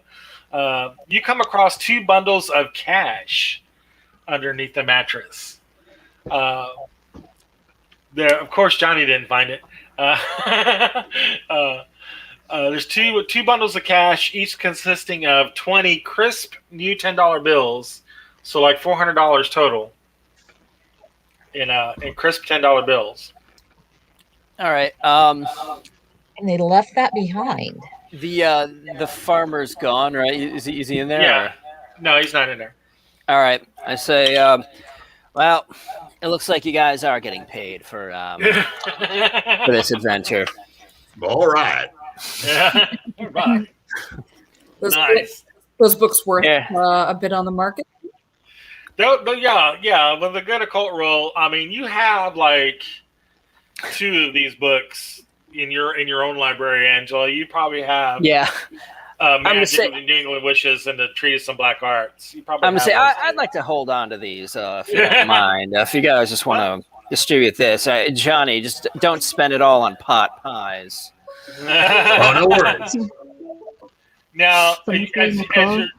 as you're looking at the books, kind of verifying their authenticity, sort of thing, there, Angela, stamped on the inside cover of all 3 of the books is Luna Park Society, Boston. So you're like, well, that's it's from their library. Oh well. Well, we're definitely gonna have to look into this. But, I'm gonna show up that old boys network, huh? yeah, exactly. Like, you missed these? You've been missing these? Think they're real occultists. Exactly. So yeah. And then you do find like on the desk there's like a file folder with some scribbled notes and some like on a sheet of paper. There's looking at it. There's the notes of the current residents of the Apcott house. There's Amelia, Allison, Maddie, Julian, and then Lottie. And then there's like a crude sketch of the layout of the house. Like each floor is like room here, room here, room here. Been in the house. Which are the rooms. So yeah, there's a crude sketch of that. And then there's a list of looks like a list of names of genealogy names, like names that he was pulling from the you remembering the names from the family tree. He's pulling out different names and writing them down on the sheet. All right, interesting. Well, I do have some notes from last. Well, whatever. We just take these with us. They have the family tree at the Apcott place. We don't really need to worry about it, right? Yeah. We just go and compare and see if there's any patterns or something like that. Got it. Yeah. So yeah. You're heading back to the Apcotts with this information. It's probably like eight or so by the time you get done with this stuff. It's a small room. It's not very hard to look through. Gotcha. So you getting ready to leave, and Clarence is like, did you get everything? You got everything? Did you find everything you needed? Oh yes. Thank you for your help. Oh no problem. No problem at all. Glad I could help. Yeah. I'm glad you can get that stuff back to him. I hope he didn't miss any of it. If we did, just reach out to the Apcotts. We'll be at their place. Okay. All right. Sounds good. So yeah, we are heading back to the Epcot house, compiling our information and stuff there. First thing you do, when you get to the Epcot house and you're like, the family tree, you're referring back to the family tree kind of a deal. First thing you do is you go to the hallway where the family tree is framed and stuff there. It's missing. Oh. Oh. Interesting. Ask about it, I guess. Yeah. Ask what happened to it. Yeah, it's like all these different pictures and stuff on the wall. It's like the family wall and stuff like that. And they're all kind of stunned when you mention it to them. It's like they pass by it 100 times a day, and they never thought to look at it. And they're looking at it and they're like, "How long's that been gone?" Probably recently. I haven't seen it. When I get a chance, though, I'm going to ask the others because they've been here more times.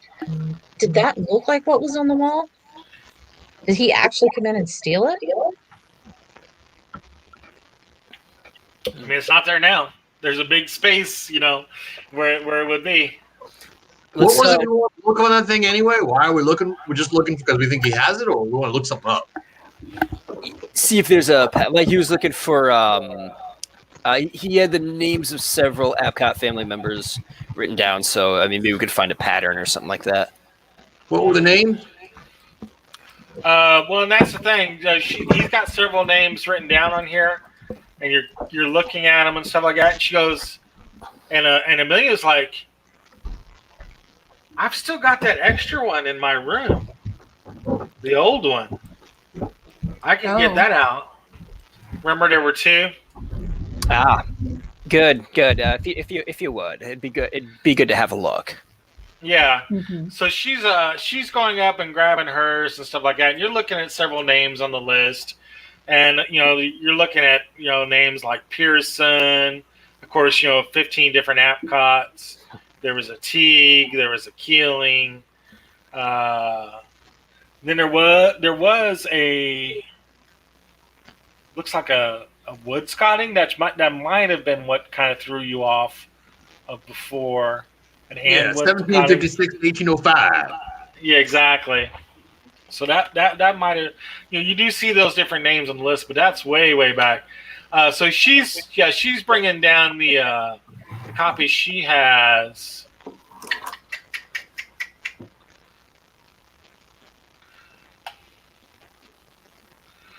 And I don't think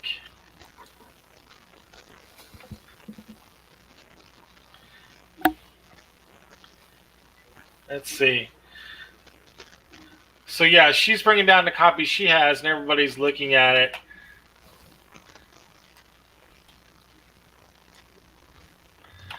I cannot get this to work for me. Maybe it's another branch of the family tree that's not named Epcot. And that's Like that's what. Harper? Like Maddie's a Harper, yeah.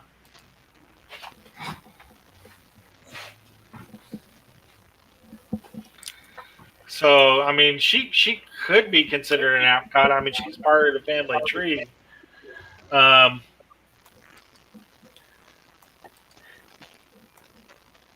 me get this up on the screen.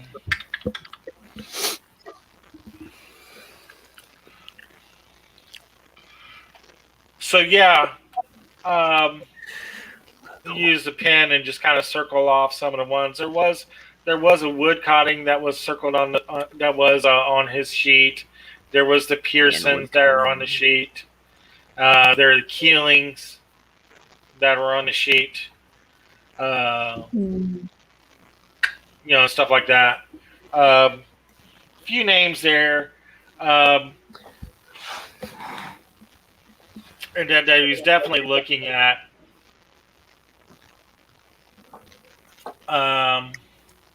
You can do some research and stuff on them, trying to find out anything else of them.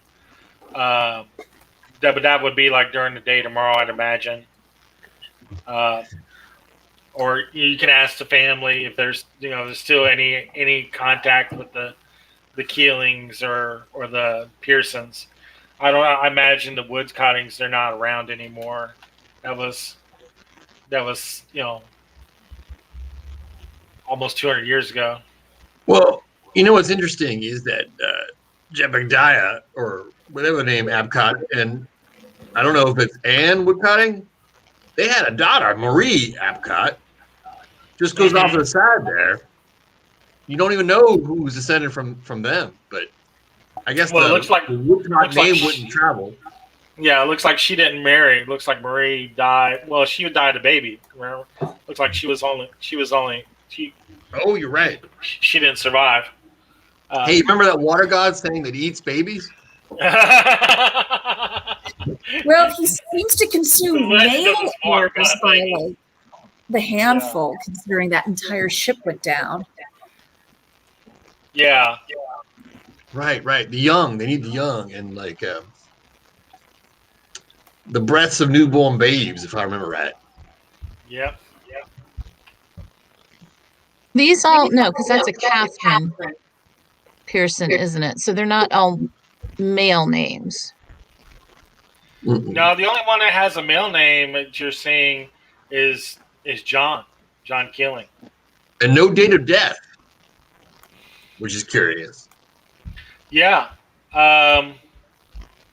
Yeah, so you're talking about this, kind of poring over the map that Amelia brought down, and she goes, she's thinking, she goes, I've got some letters from the Keelings that were given to, pardon me, that was given to our trying to speak, that was given to Michael's parents. Michael being her husband. She goes, let me go see if I can find those real quick. And she goes and starts digging through through the study, and pulls out some old letters. She's looking, and she gets a couple letters. She goes, yeah, there's a couple letters here from the Keelings.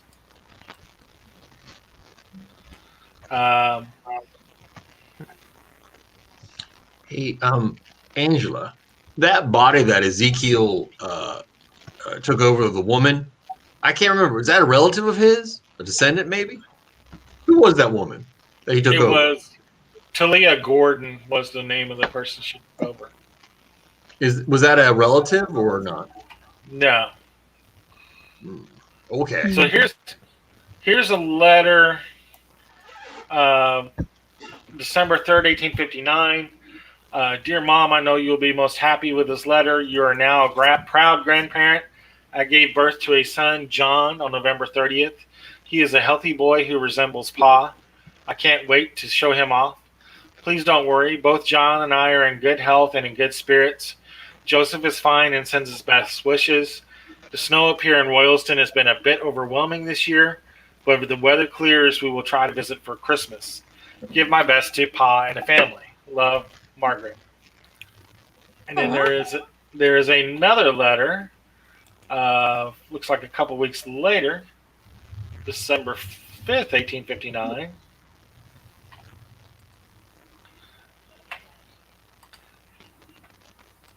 If I can get this to come up.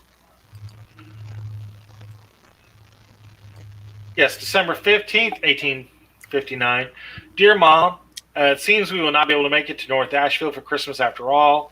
Early snows have choked the roads.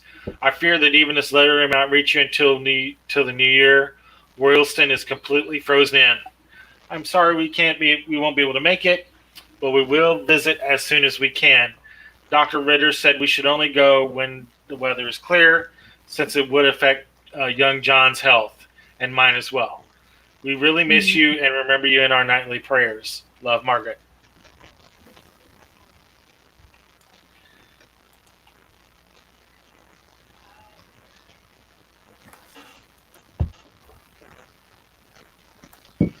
Mm-hmm. So there's a couple letters from the Keelings in Royalston, which is further into Massachusetts. kind of like on the other side of Boston from where you're at now in North Ashfield. Kind of like the same distance the other way. Probably at least another 3-hour car drive. So like almost 7 hours total drive to Royalston. If you were going to go by car. It is interesting they have their letters, but they don't have any deed of death for John Keeley. No, they don't. Just a mention of his birth, these 2 letters. I ask, is it Allison who produced these? Yeah. Amelia. Amelia, is this it? I mean, does the family know anything else about what happened to that branch? No, we really haven't kept into track with any of them. I mean, I imagine they still live there. I don't know. We kind of lost contact with them. I really wouldn't know. That was interesting. I mean, she's writing to her mom, I guess, because Walter Apcott died in 1850. So he was dead 9 years when these letters were written. Yeah, when she says it is dear mom. Yeah, dear mom.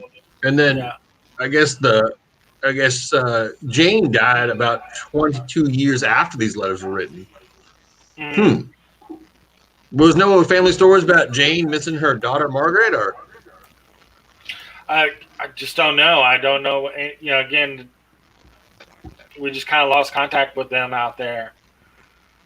Is there a rail depot anywhere near here? Greenfield, there's a rail station in Greenfield, which is about 20 minutes from here. You know, Jack, I was thinking about hobos too. That's interesting.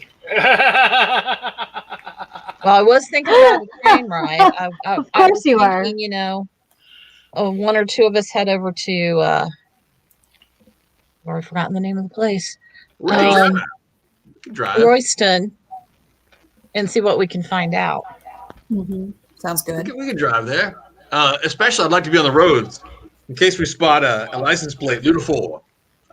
Also, I wonder, do I know, is there like a registry, like I could look up this information if I got back to town? In Greenfield? Well, I guess, yeah. Or Boston? I mean, you probably couldn't get a phone book for like Royalston and Greenfield, but in Boston, you probably could. Well, I was thinking, where would Johnny go to look up or to bribe somebody to tell him about license plates? Who owns them? Do they have a phone here at the farm? Yeah, there is a phone. I'll make a call to my father. Okay. We are private investigators. Oh, that's true. That is true. That is true. Well, then make me an idea roll then. Being a private PI there, Jack. The dice. This keeps up. I'm going to go get more dice. Yeah, no, 71. Anyone else can make an idea roll as well now that you guys are thinking about it, looking at the phone. Hard success. Just make it. Okay, that's better. Got it. Baby dice. I mean, back then you got a hold of an operator and you can ask if there was a killing in the Royalston directory from the Royalston operator. Oh, for the killings. Yeah. Yeah, there would be the Royalston operator, and Royalston's not a big town, so there's a chance the operator probably knows them or can at least look them up really quickly in the Royalston directory. I guess I made the idea roll. Click, click, click, click, click, click, click. Oh, operator! You got to click off that that party line again, because the two people were talking. Two people on there, two people are back on the line again talking about the service, what a nice service it was, and what a handsome man that Father Michael is. Led that service. Oh my God! For those. That's the right. I mean, they're not wrong. So Magic Mike strikes again. Oh, man. Getting that attention. Magic Mike, yes. A burning hunk of religious love. That's what he is. Exactly. Agape. Talking Yeah, about yeah. Oh. You're complaining about that guy at the wake who ate all the sandwiches and who ate all this? There's that one guy walking up on the sandwiches. Did you see him? He was stuffing them in his pockets even. Oh my god. Always blaming the hobos. Almost. So Johnny will ask the operator about the family and for the register if there's any listed. Okay, so yeah, it takes you a little while. You're on the phone. You're trying to get a hold of the operator in Royalston. So the North Ashfield operator is connecting you through the Greenfield operator, who's connecting you through the Royalston operator. It takes a little bit, blah blah blah blah blah, and then you finally get a hold of Royalston operator. How can I help you? Yes, looking for catering families in the town. Keeling, wait one. And, Keeling, yes, Keeling, that's it. Keeling, yes, and she's flipping. You hear her flipping pages through a book, and she goes, "I have a Percival and Myra Keeling." That would be it. Yes, they're here in the book. Can you give me that exchange address and phone number? Sure.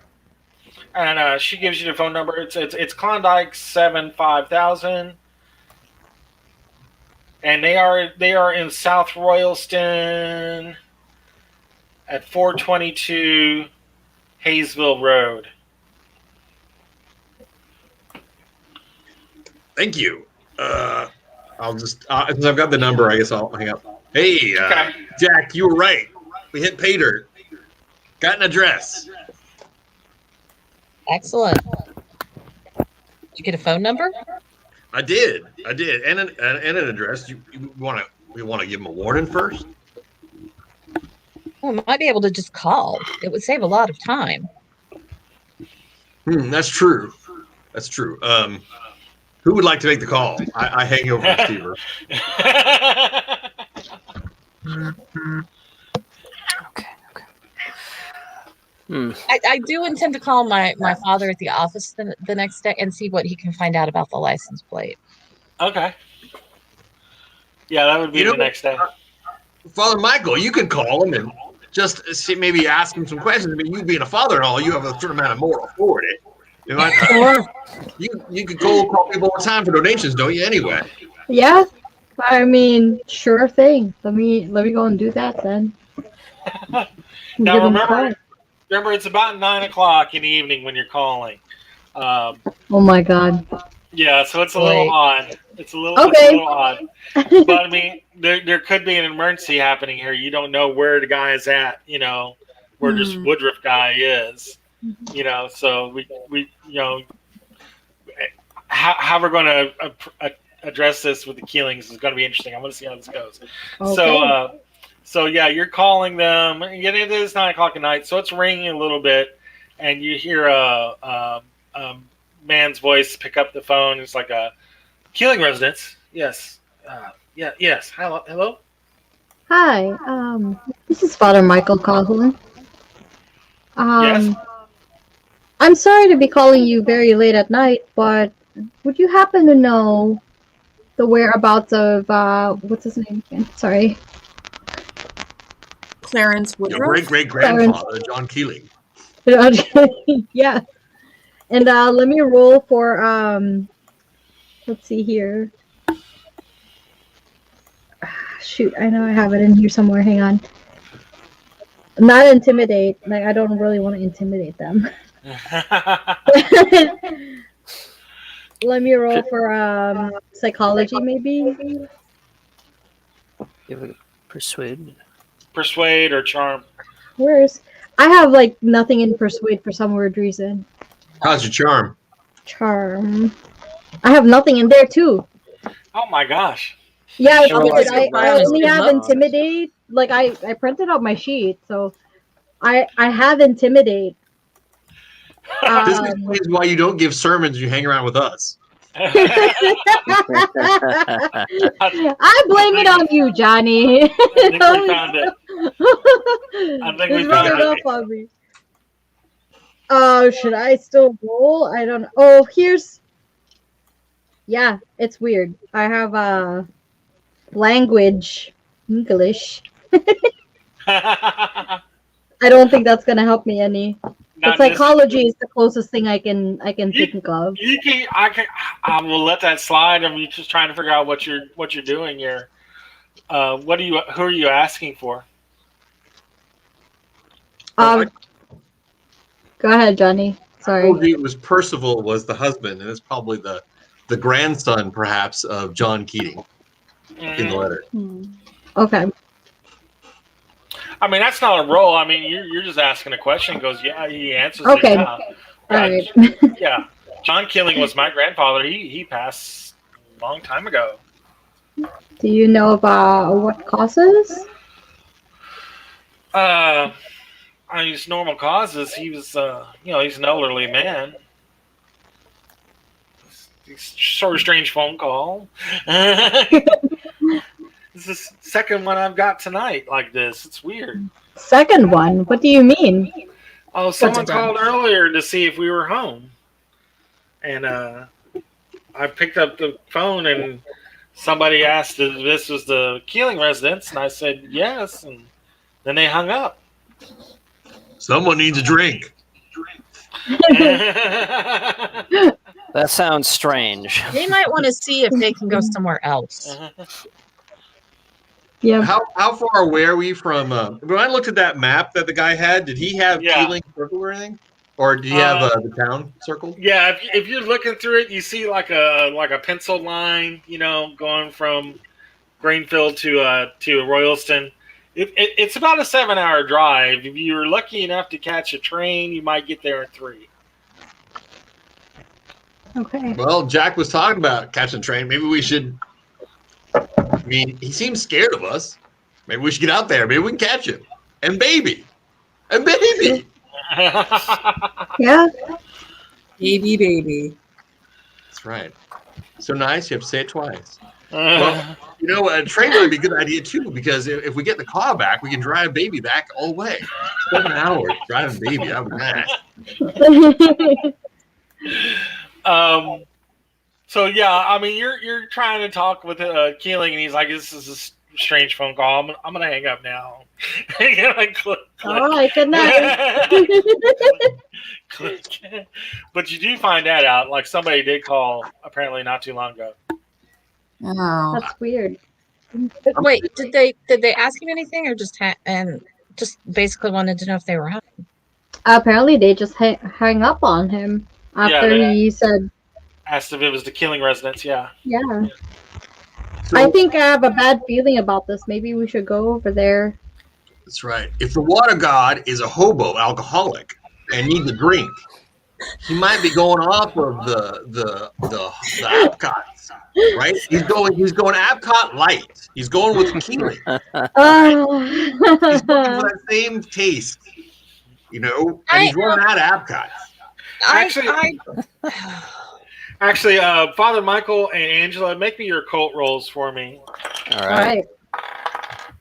Ooh, it's probably a hard success. Let me see. Yes! Success. Hard success. Success. Excellent. So you've read enough on your occult books that you know if somebody is doing swapping and stuff like that, from what you've read. Like, yeah, the closer they can get to their line, the more stable and stronger the connection is. It's harder for them to maintain control of the body that they don't have an actual blood relationship with. I get it. He needs his medicine. All right.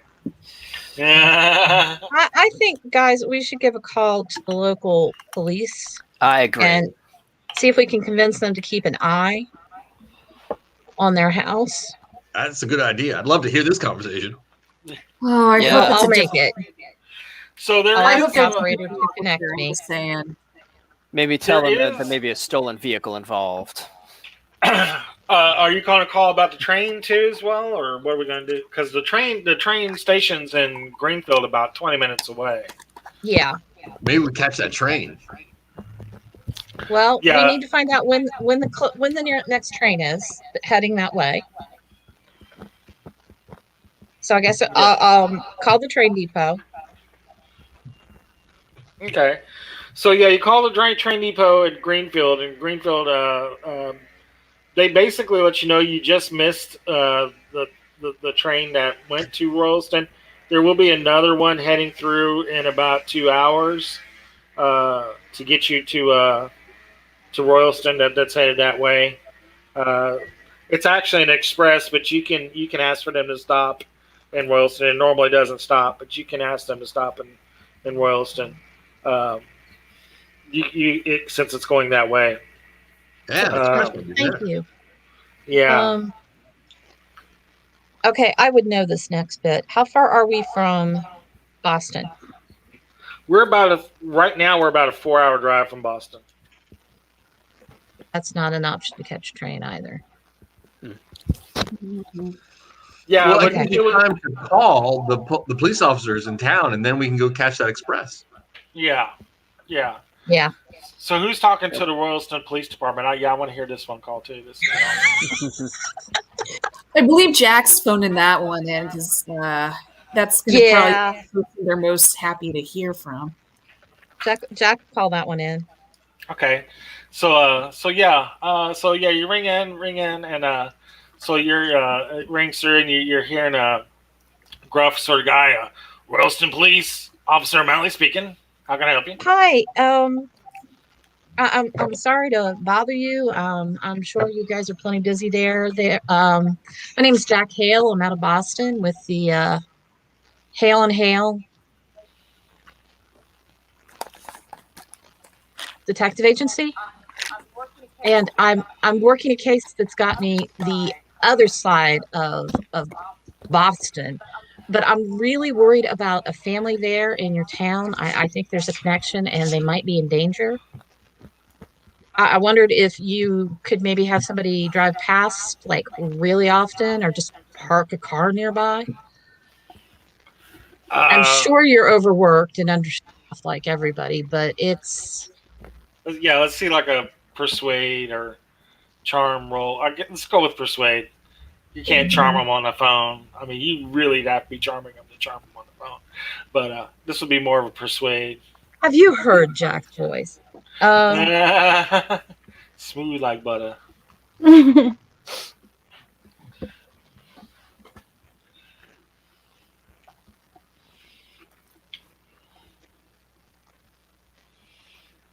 Yeah. Okay, guys, do not disappoint me like your big brothers. 27. That's almost a hard success. They're like, so what are we? What's going on? What were you asking to send a patrol, or what do you think? Well, I'm asking to keep an eye on them tonight. We're heading that way, but we're like, I don't know, 7 hours out. Are they in trouble? Is the mob after them? What's going on? I don't think it's the mob. I think these weird occult organizations that sprang up all over the place.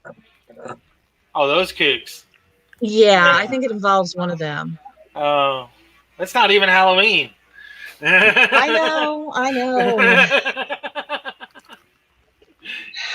That's why I'm working the case, and they didn't go to the cops. You know, the people who hired me. I'll send a car out. Yeah, I can do that. If you can just kind of keep an eye on them. I hate to see anything happen to them. Yeah, anything for the Hale and Hale Detective Agencies. You see him writing this down. You hear him like writing it down on the police plotter to figure out what the hell this is all going to be about the next day.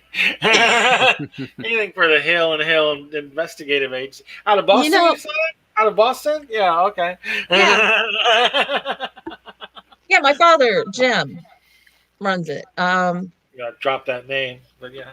I really appreciate it. Like I said, I know you guys are busy. I hate to bother you, but sure. And you sound like 70% sure he's actually going to send a car out. I'll be there as soon as I can, and I'll thank you personally. Oh, I can't wait to see you. This should be interesting. That was my thought. Wow. Okay. All right. So, so we're going to Royalston by train. Yeah, we get to by the time we pack up everything at the Epcot's house, tell them what's going on. Let Matt. I guess you're telling Maddie, I guess, and Amelia what's going on, and Allison. Let them know what's going on. Maddie's like, I hope it's not that guy, but if it is Ezekiel, I hope you find some way to put a stop to him. Maddie's like, I really want this to be done.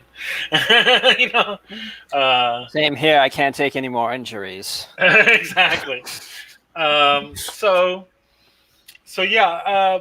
You by the time you get there, get up to Greenfield. It is, I want to say, close to 10 o'clock at night. You got maybe another hour before the train comes through. And again, it is an express train. It basically just kind of picks up stuff and goes on.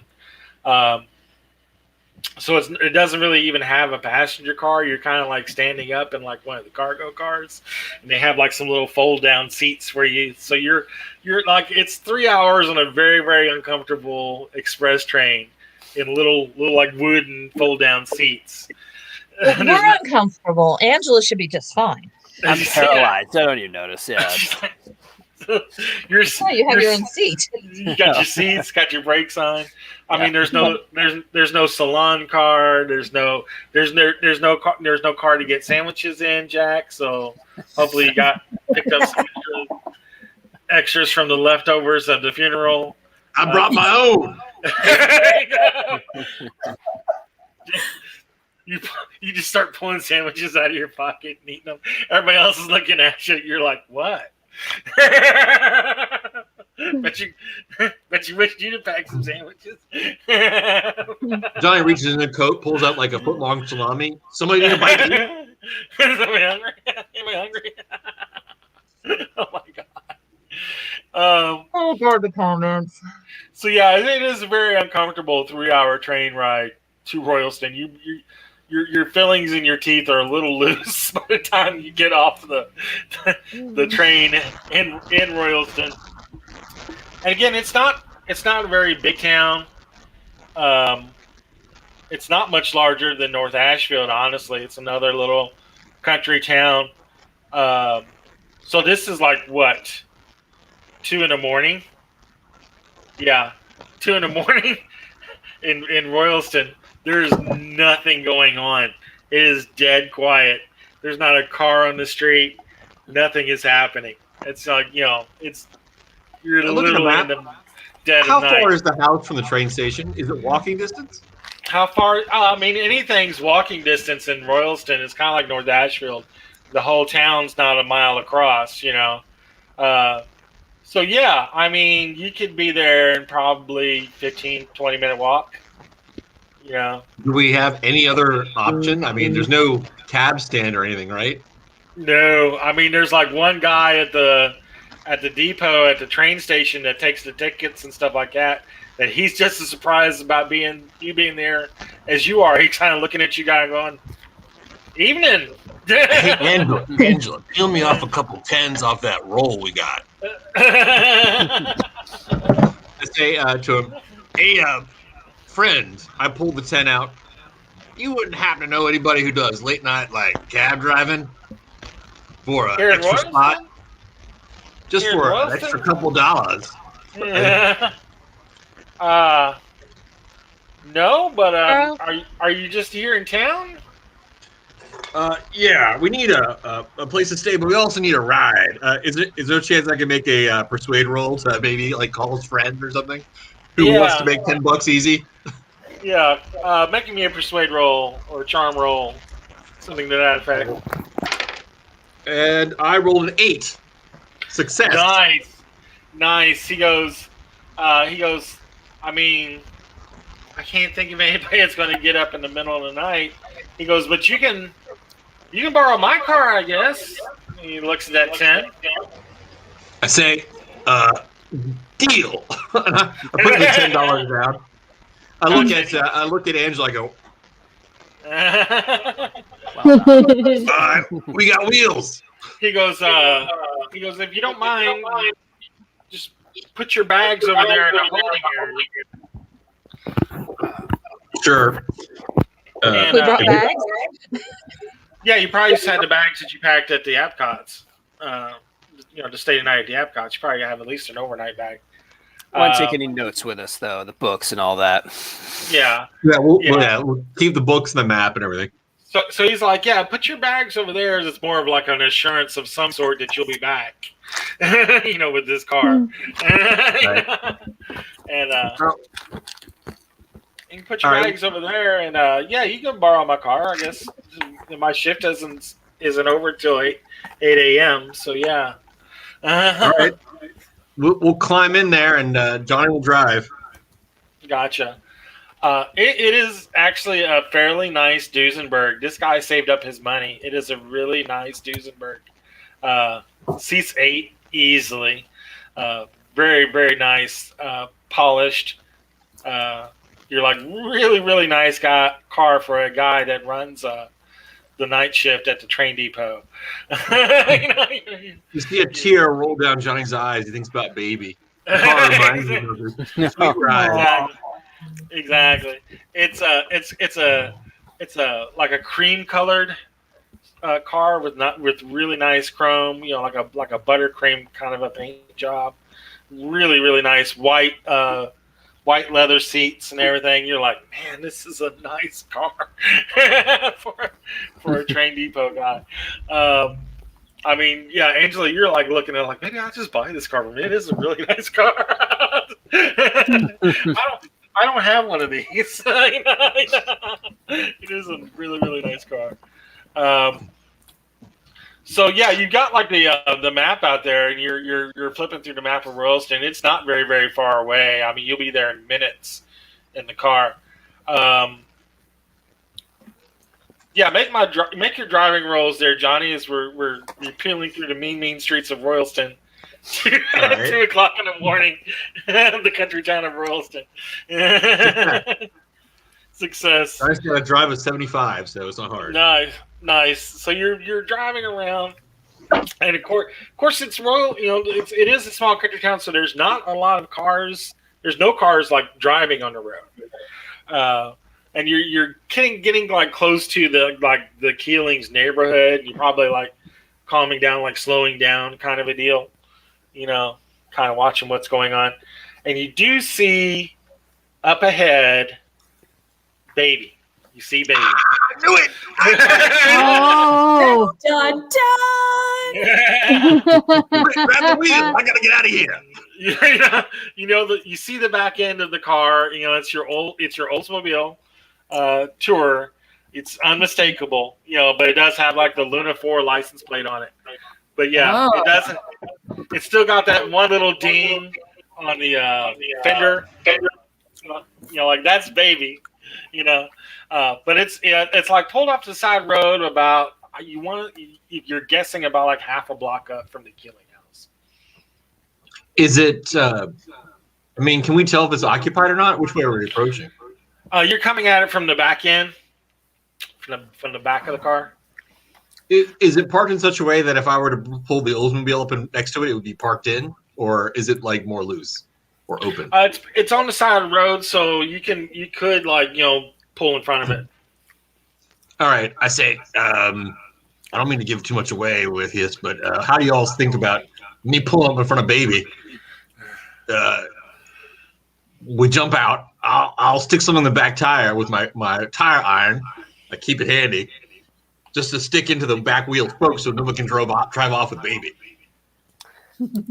I was thinking once they stop, one of us could take baby and. Well, they're not moving, are they? I thought it was parked. They're parked. Oh, Doesn't they're look parked. like there's anybody in them. There's another car in front of it as well. Gotcha. Oh, really? Yeah, there's 2 cars. As you're getting closer, you're seeing there's another car like parked right in front of it. Are you all right with that plan, guys? They're both. aiming in the same direction. They're both pointed towards that down the street where the Keelings would be living. Anyone see the license plate on that second car there? Yeah, that's what I was wondering. It is a license plate on the front, says Luna 2. Oh my God.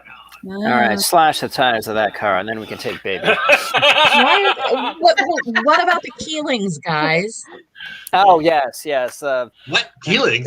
It'd be better What? if they didn't die. Oh, that's right. We need Sorry. to help them.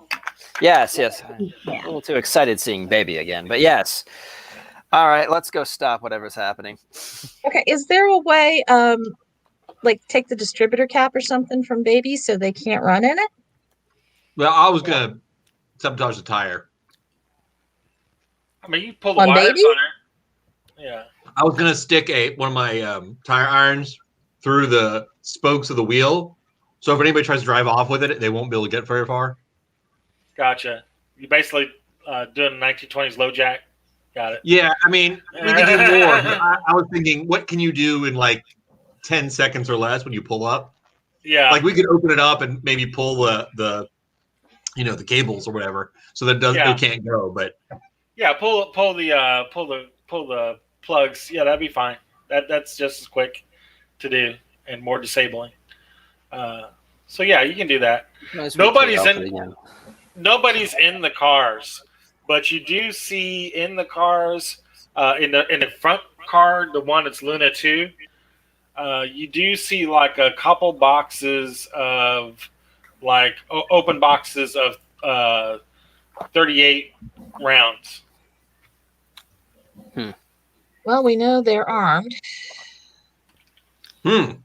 Yeah, like half of the boxes are empty. There's 2 boxes, and they're about half empty of 38 rounds. what do you think this old dick recruited these dilettantes to help him in his quest for everlasting life? Could be the case. Why are they going in there with so much ammunition, though? Maybe they don't have demons to call. Maybe they gotta do it old school. Perhaps. Johnny stops speaking. He gets all verklempt over the recovery of baby. Uh-huh. I would definitely search the car. If there's anything else in there, he would spot it. He'll open the glove. She'll check for nicks. I mean, I don't know how much time we have, but he'll spend as much time as you guys will allow him to examining baby, making sure she's in tip-top shape. Minute and a half.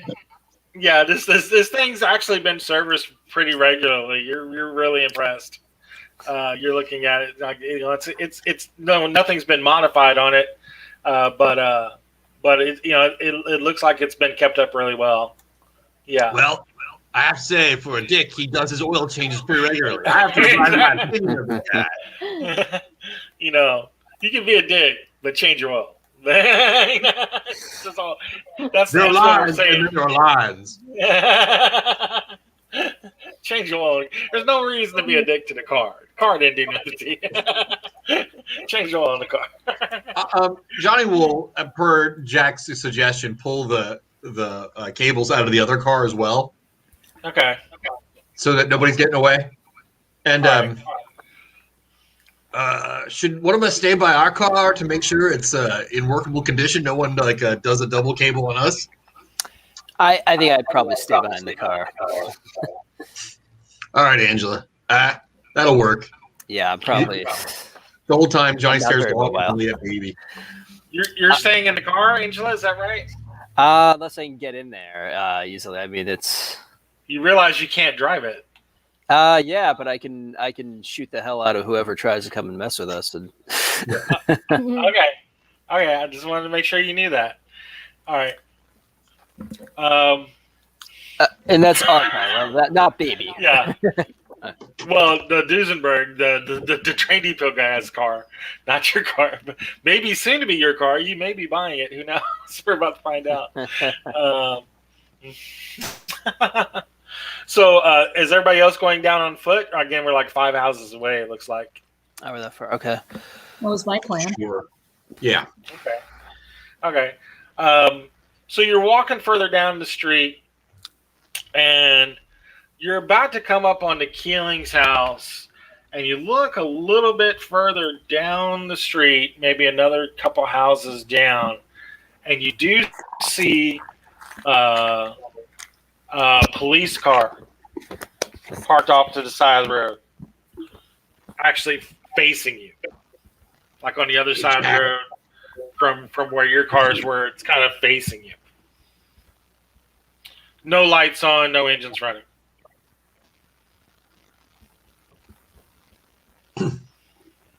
Jack, you gonna do your cop talk thing? Yes.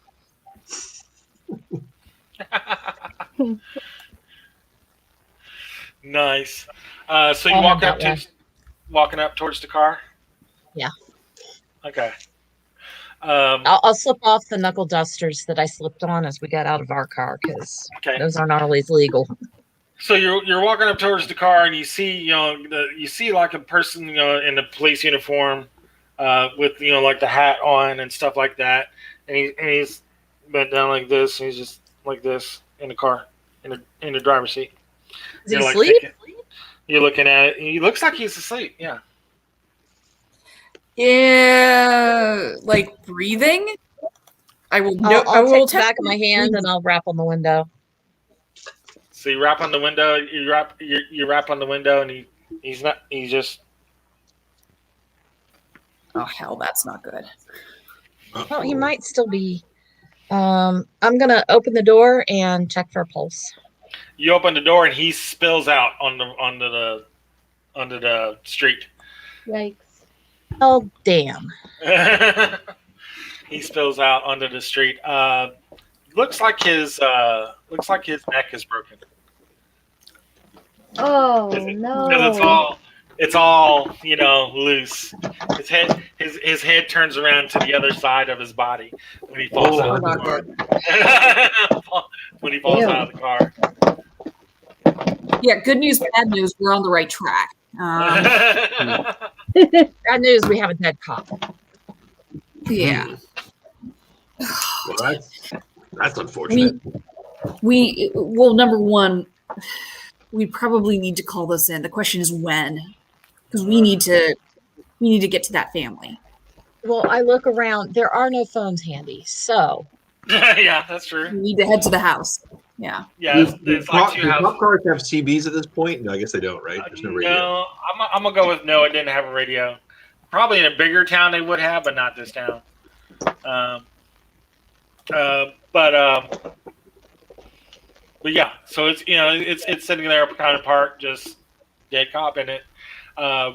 So you go into the house, to the Keeling house. Does he still have his gun on him? He still has his gun on him. Yeah.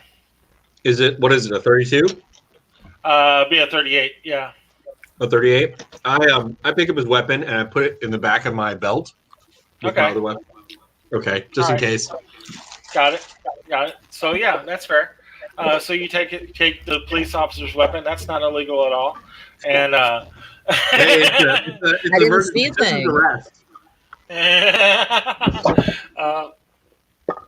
So yeah, you're walking towards the Keeling residence.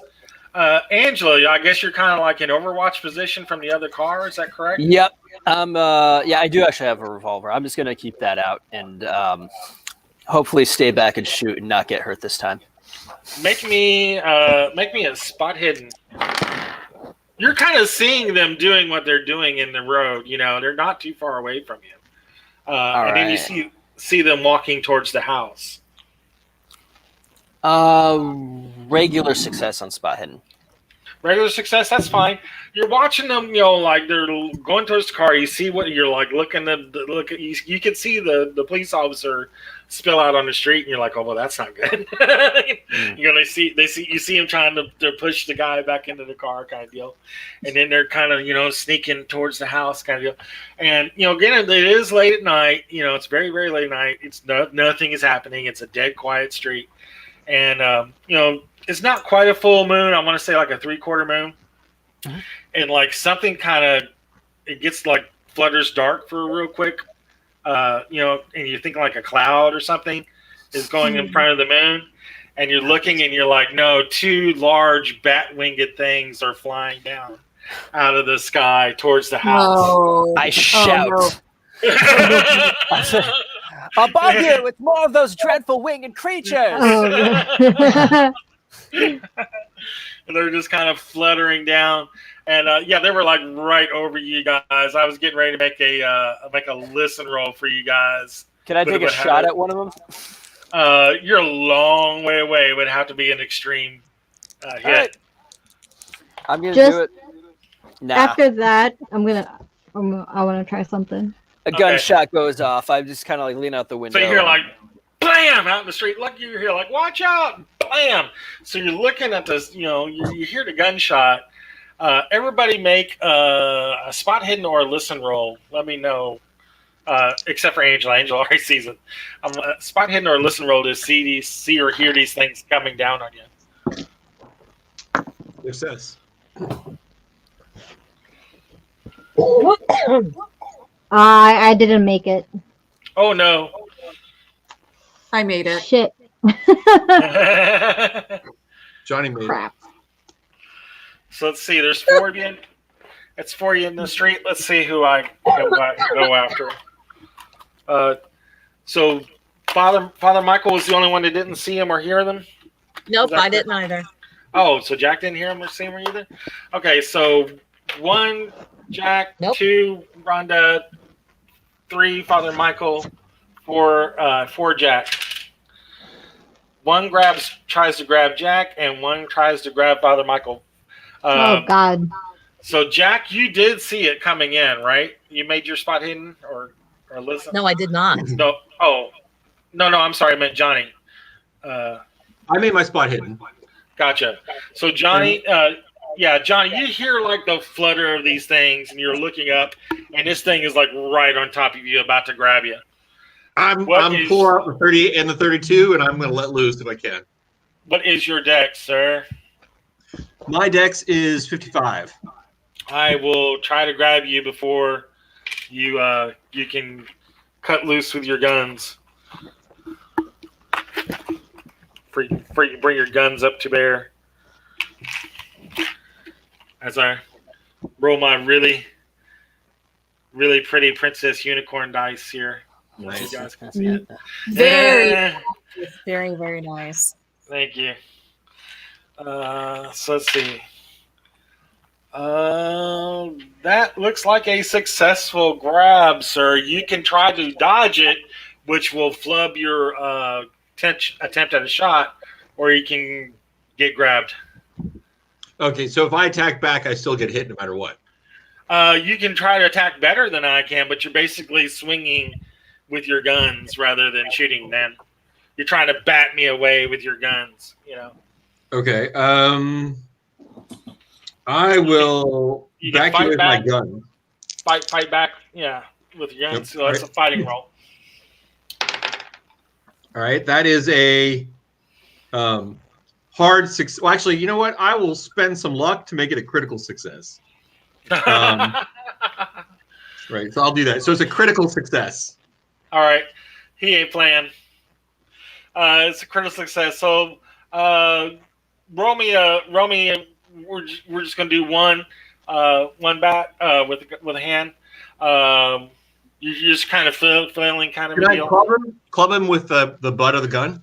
Basically, that's what you're doing. So it's a D6 plus your damage bonus. Since you did do an extreme rather, that is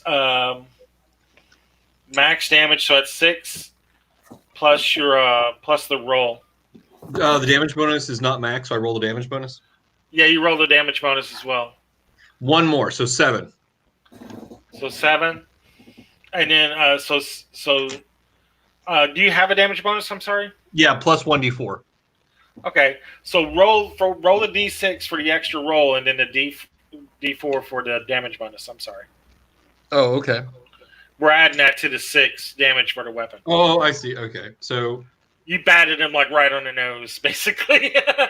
roll another d6, another d4, or just a d6? I'm sorry. D6 and a D4. The D6 for the Okay. weapon and a D4 for damage. Ooh, that's a 6 and a 2, so that's 8 more. So, all right. So you crack this thing right on its nose, and it lets that bat kind of shriek, kind of scream out as it with no mouth. Yeah, dog. Yeah. So Demon dog, don't you know I get a morale bonus round, baby? Ugh. Exactly. As you bat it right on its nose, kind of a deal.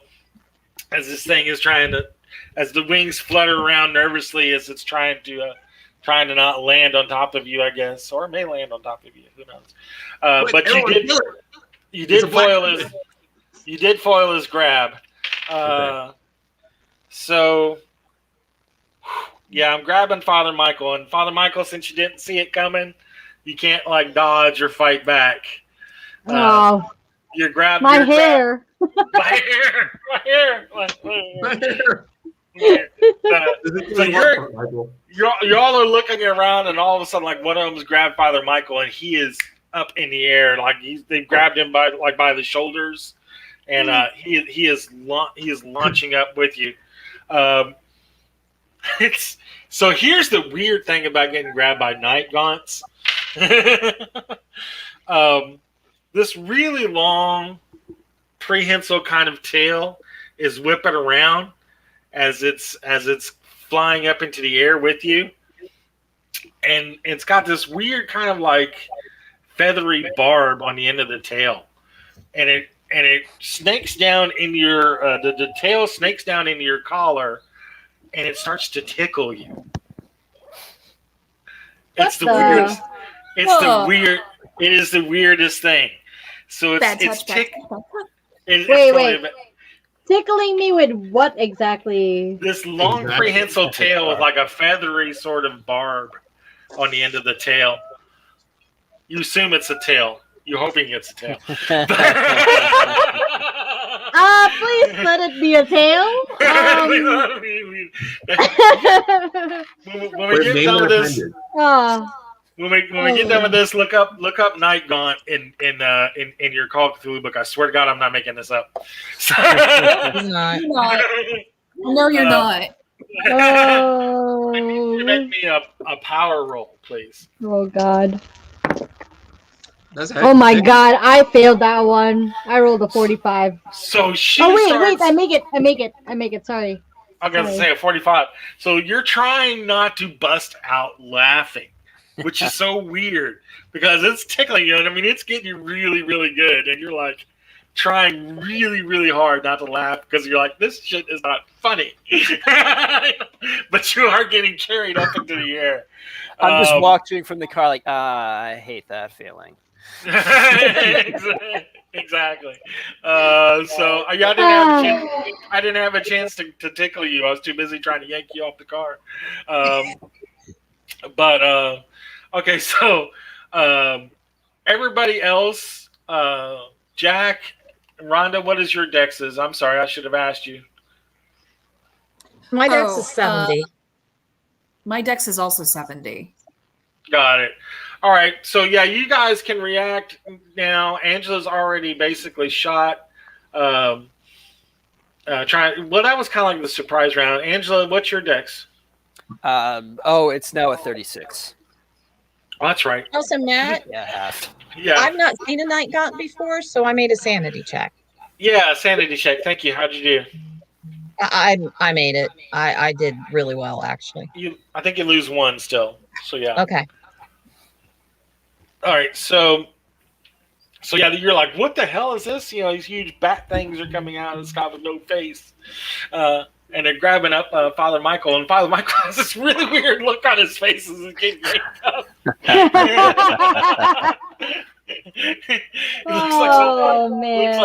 Looks like someone just told him like the worst dad joke ever. Oh my God.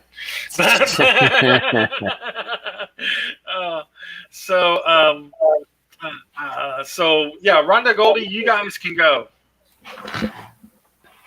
Okay, shit's down. I get my gun out basically. All right. All right. And start to level it at the thing that's attacking the good father. So okay, so you're shooting it at the I can thing. see these. Yeah, you've seen them before. Yeah. I don't know they're not. You don't know what they are, but you know they're no good. Yeah. How many are there? Right. They've never shown up. Like you see well, 2. And one has Father Michael. One has Father Michael. One's currently getting beat down by Jack right now, but Johnny rather. But I'm gonna try to shoot the one on Father Michael. okay, so both of you are making your shot. Oh, Go ahead. God. Please Don't roll. miss. Don't miss. Don't miss, Don't miss. please. Ooh, and I am gonna miss. Oh, how bad is it? Critical fail? No, it wasn't crit. Thank goodness. Okay, so Oh, so God. yeah, shot rang out and missed the thing and missed Father Michael. Goldie, how did you do? I hit. I just made it by 2 points, but I made it. Excellent, that'll work. What is it? Okay. A 32? It is. I think it's a 32. Yeah. Let me. 32 or Yeah, it's 38? 32. It's a So that 32. is what, D8 plus 2? Is that right? I believe so. What do I have written down? I have straight up D8. Is that D8. That sounds accurate? right. Yeah, that sounds right. Yeah, that Okay. sounds right.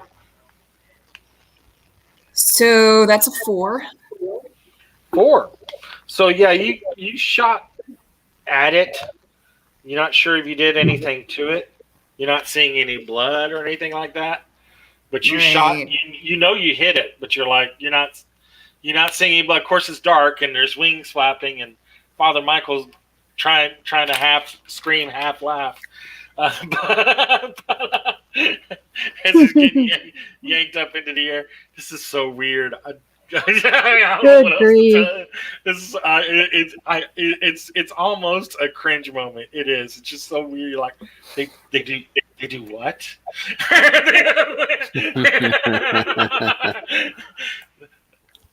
That's what they do. oh, okay. Yeah, of all the things like an eldritch nasty beyond this world horror could do, Tickle was really kind of like, really? Okay. All right.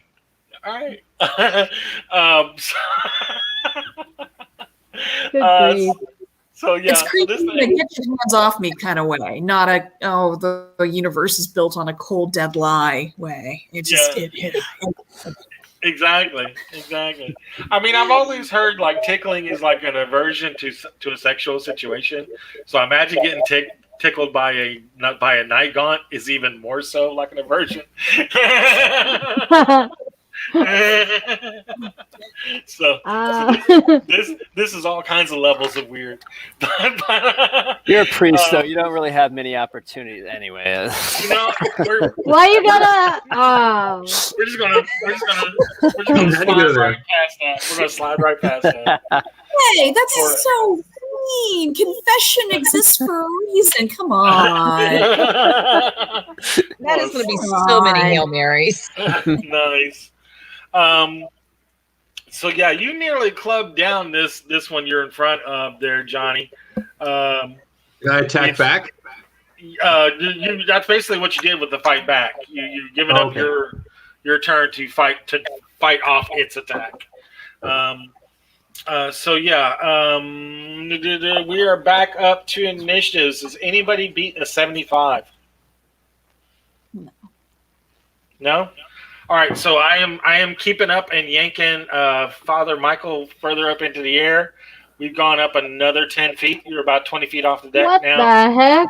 Father Michael, as I make my tickle roll again. So weird. You know Matt's enjoying this, right? I'm enjoying it just a little too much. And it's an extreme tickle too, so I need you to make at least an extreme power roll to resist. Oh Lord! To resist the extreme tickle. Yeah, the extreme Oh tickle. snap!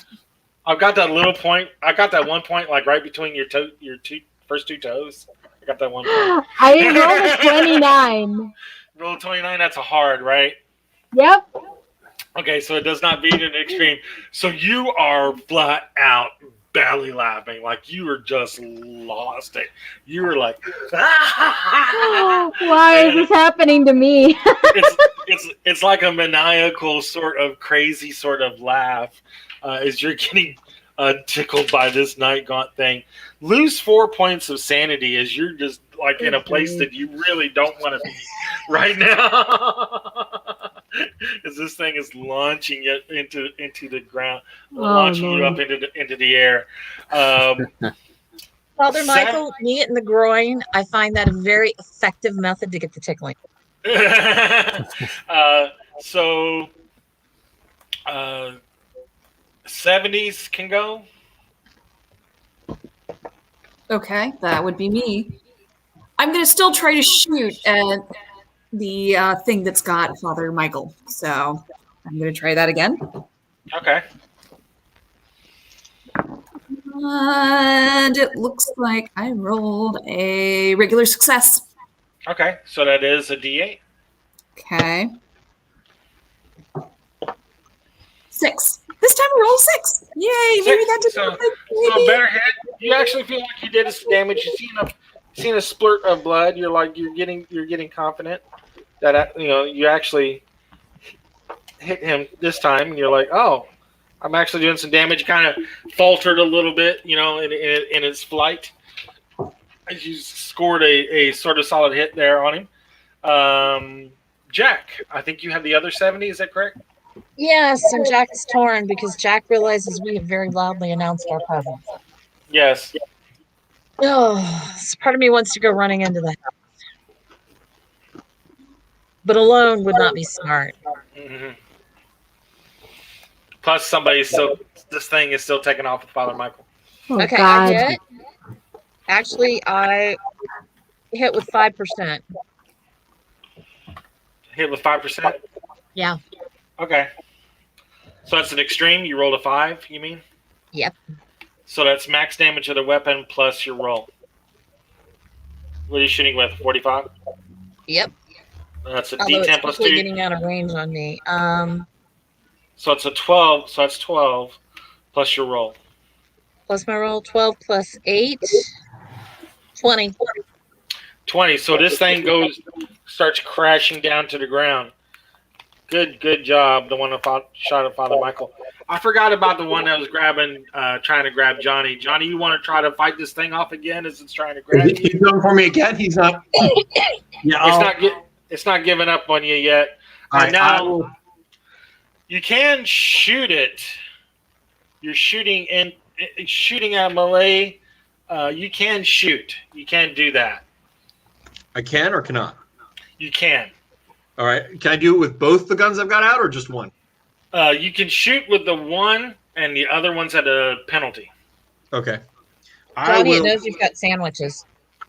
Yeah. Pardon? It's not giving up on you. It smells that tuna fish sandwich in your pocket. Exactly. All right. So I will attack back with both weapons.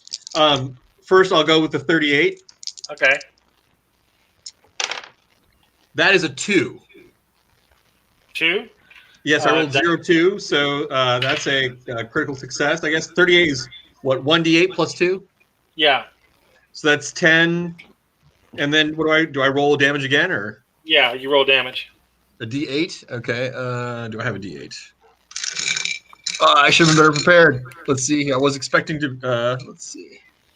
Just came out there with here your we go. percentiles, didn't you? Like a savage.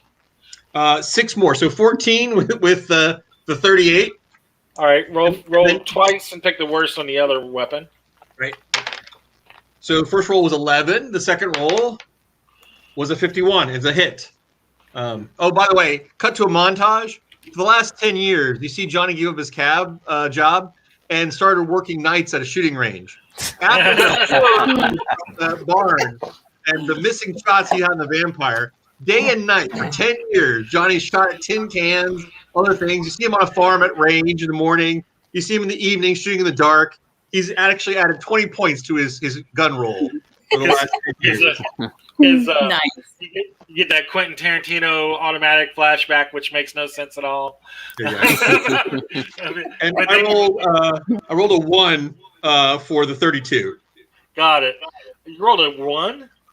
It's a D8. There's no bonus on a 32. Oh, I thought you meant you rolled a 1 to hit. I'm sorry, Jesus. Oh, no, I'm sorry. Yeah, no. I got tremendous damage with a 38 from the officer. With my trusty 32, I did 1 point.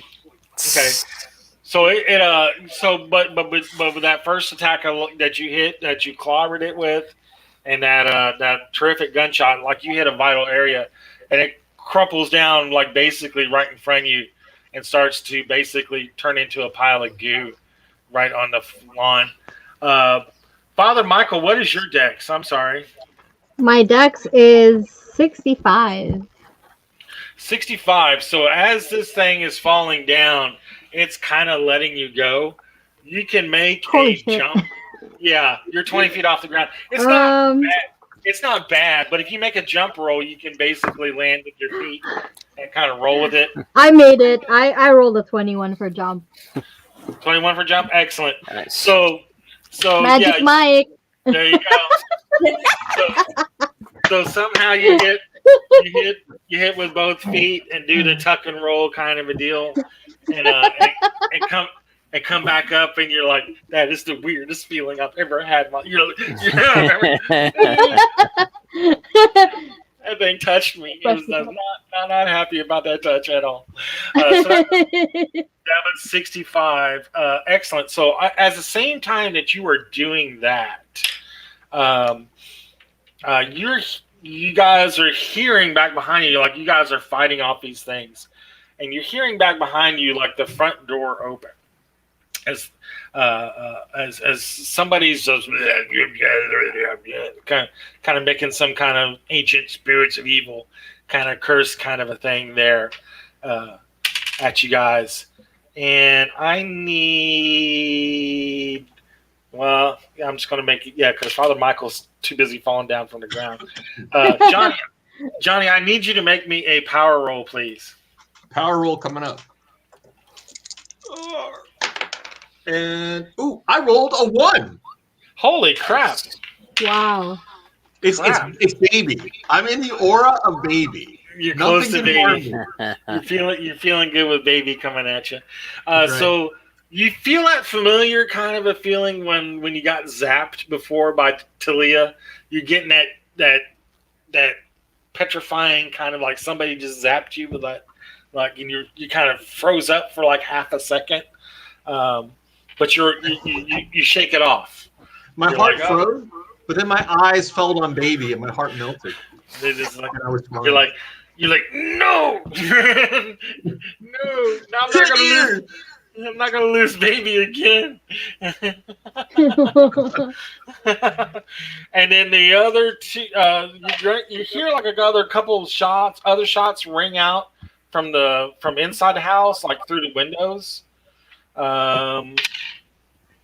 And I'm basically just not going to let you guys dodge because you were too busy fighting off night gaunts there, guys. So, Jack, you got hit. Oh. And I just missed Rhonda. Like you can feel the wind off of it, Rhonda, as that came off. Holy crap! I think I just dropped Jack. Did you just kill me? D10 plus 2 with a 45, right? Yeah. I rolled 10. I am. Wait, there's a rule if you take so much at once, right? Yeah. What's your hit point total, though? 14. Okay. Woo. Yeah, I need you to make a Constitution roll to not pass out. As I definitely sway on my feet. Yeah. I am down. So did you fail your con roll? I failed it by. I mean, you're basically 11. just going. Yeah, you're basically going unconscious. So yeah, you 2 shots ring out. One of them just passes by Goldie, and everybody sees Jack just go down, like blam. There goes your tank. He did his job. He took a shot. He did his job. Angela, what are you doing? You're still in the car. At this point, I think I'm just gonna crawl out and head their way and back them up with with my revolver. Are you doing this kind of a deal? 'Cause Yep. You can't like. I'm like, all right, screw it. I put the gun in my mouth and just crawl. Hang on. Make me an idea roll, please. Make me an idea roll. You got that diesel-powered wheelchair. I'm gonna buy down 2 luck to get a success. Okay. The car is headed down just a slight grade. You could probably pop the brake on it and get it out of gear, and it might roll down faster than you can I'll do that. Yeah. you can crawl. I just want to get close enough to get a good those last shot. two That's that all. play. Yeah. Yeah. So you get getting closer to the house. So you're kind of rolling to the house with no no power steering, no power brakes, no nothing. You just start coasting downhill. So you're coasting down, and you're kind of looking for an open shot. You do see like that guy that fit everybody's description. Basically, he pointed at Johnny, and Johnny did this real quick, and he's like in the doorway of the house. He's got like a kid in front of him, a small kid about 8 years old. All right. I just stopped the car there. Then, or do I have to make a drive check or anything like that? Yes, you do. All right. Oh man. All right. Just make it by 1 success. Okay. So are you like pulling it off onto the curb or something like that, or something? Yeah. Yeah. Oh, yeah. All right. Hitting the emergency brake. Got it. Yep. Definitely. Like I'm gonna. I'll try to stop it in a way that doesn't damage the car too much or something. I won't be able to make a getaway. If we scratch it up, I'll just pay the guy. Just buy it from him. Sure. $300 will buy the car. I mean, come on. It's nothing for you. So are you taking a shot at this person in the doorway? If I can, hell yeah. That looks like Clarence. We're going to say you're doing that. That's your whole round. We're going to clear you up for a shot. You can hang on to your roll. You can hang on to your roll. I will. Yeah, because that was a lot happening in one round for you to get that into gear, roll it down. Fair enough. And be there. Yeah. All right, so I'll let you hang on to that roll. All right, so we're back into third round. Who beats a 65? As far as initiative goes, I do. Initiative, So does yeah. Jack. Yeah, I rolled a 15. No, I mean just your straight dex. Your dex. What's your straight dex? Is it a 65? Yeah, 65. Got it. So it looks like Jack and Rhonda will go first, and then Father Michael and my guys will go Simo. What's Angela's dex? 33 now. Or 32. Got it. 32 now, yeah. Got it. And Johnny, what's your dex? 55. Which one? What is it? 55. 55, So okay. Johnny and Angela are the anchor of the round. Got it. So Jack and Rhonda, you hear 2 shots ring out from inside the house. The house is dark. It rang out through some windows, so you're not really seeing who's in there. But you do see a guy in a doorway with a kid in front of him, an 8-year-old kid, who's screaming. He's in his pajamas. He's using basically like the 8-year-old kid for a shield. Oh, who's going? Is it Jack and Rhonda? You two, I've got the first shot. okay? All right. So who's currently in danger? I mean, we were focused on that. Whatever was, on Father Michael. He's dropped. He's dropped. That thing has fallen down into a pile of goo in the street.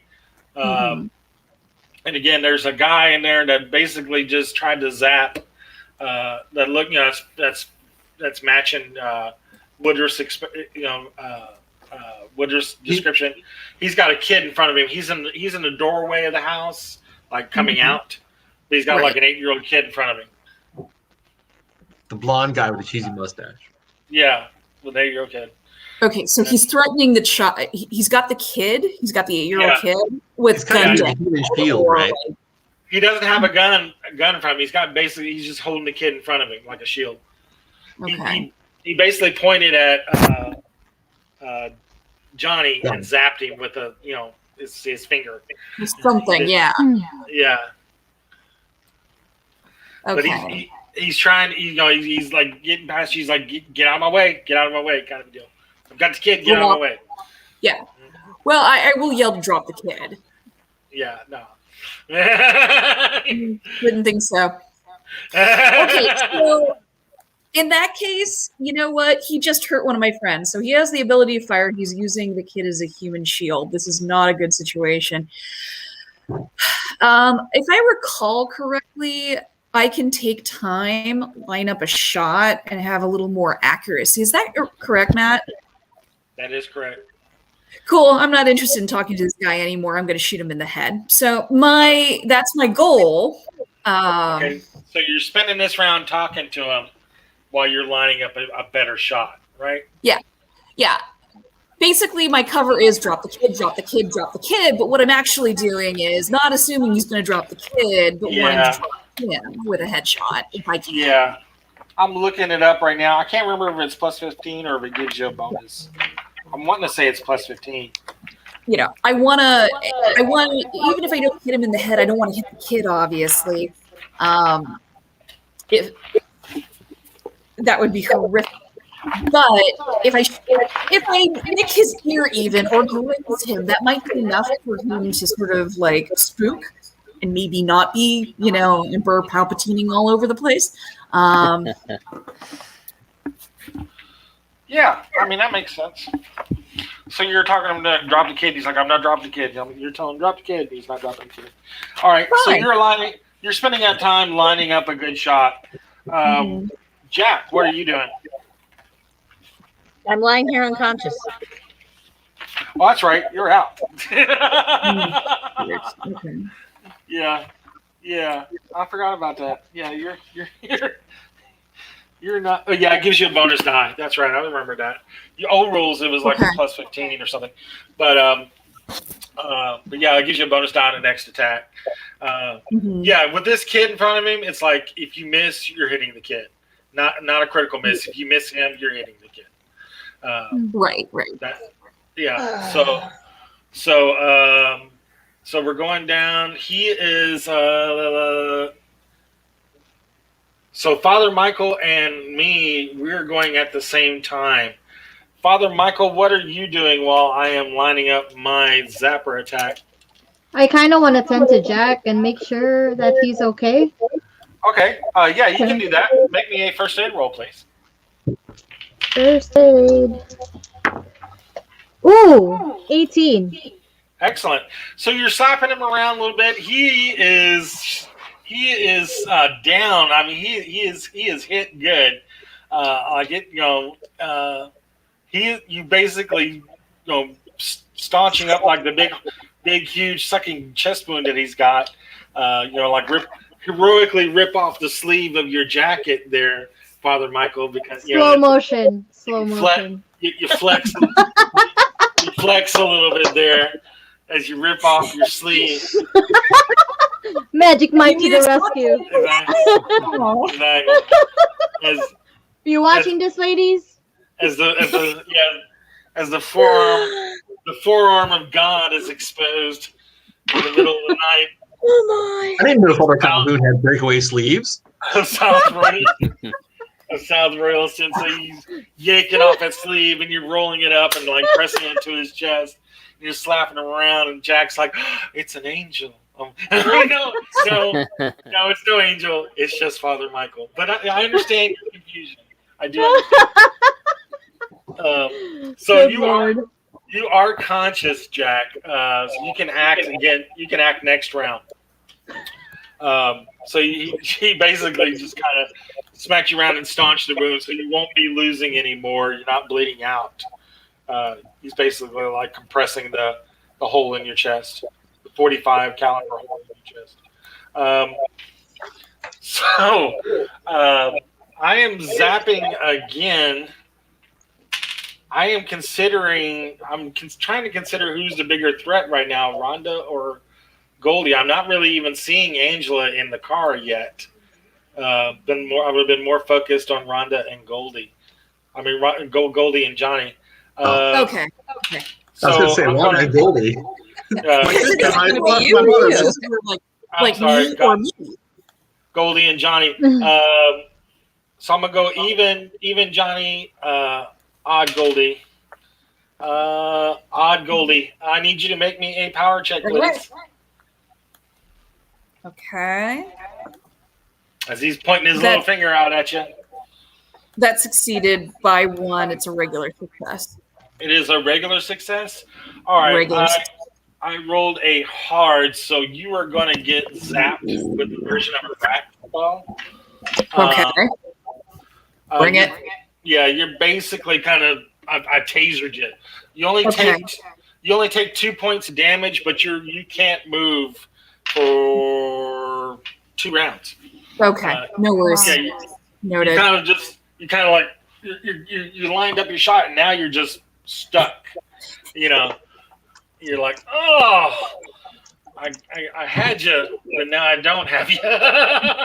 See, last time I was worried because the first volley I took 8 points of damage the first time I had unfriendly contact. So. Yeah, exactly. You will take. Exactly. Till you'll take no sweat. All right. So I've gone. My other 2 guys are going to go on 55, and I think that's the same as Johnny, right? Yes. Got it. So Johnny, we're all going at the same time. My 2 guys are shooting out towards the front, while you tell me what you're doing. All right. I don't know. You can't dodge bullets. Can I take partial cover somewhere and then fire? There's really nowhere in the front yard to take cover behind. If I drop to the ground, do I get partial cover for being prone? Flat? That's basically a dodge roll. You're basically hitting the deck. Oh, okay. And there's no place I can run for cover, right? Not really. No, I mean you can go back and run behind the cop car, but I'm going to hit you before you get to the cop car. Okay, so You're right in the front yard, man. I got you out here in open ground. You know. All right, I've got 2 guns and a hell of an intimidate roll. Can I fire my weapons into the window at those 2 guys firing and see if I can't just like scare the living shit out of them? Sure. With my firing at them. So I'll fire both weapons. All right, and tell me what you want me to do. So are you firing like multiple shots? Because you can shoot up to 3 times. Yeah, I'll fire multiple shots. How many penalties are you going to take and incur on this? Tell me how the penalty works. I'm sorry. So the first shot is normal on each weapon, and then each second shot is going to be, the second and third shots are going to be at penalties on each weapon. All right. Do you know how much penalty the second and third shots are? You roll like at a bonus. I mean, a penalty dice. You roll twice. Pick the worst. Okay, I will fire both weapons all 3 times and attempt to get them the hell out of that window. Okay. Let's hope you hit them and nobody else in the house. All right, so I start. First, I roll twice for the first 2, the 38 and the 32. Yeah. Okay, I'll roll the 38 first. I rolled a 9. That is a critical. I have a 90, so that's a critical hit. I'm sorry?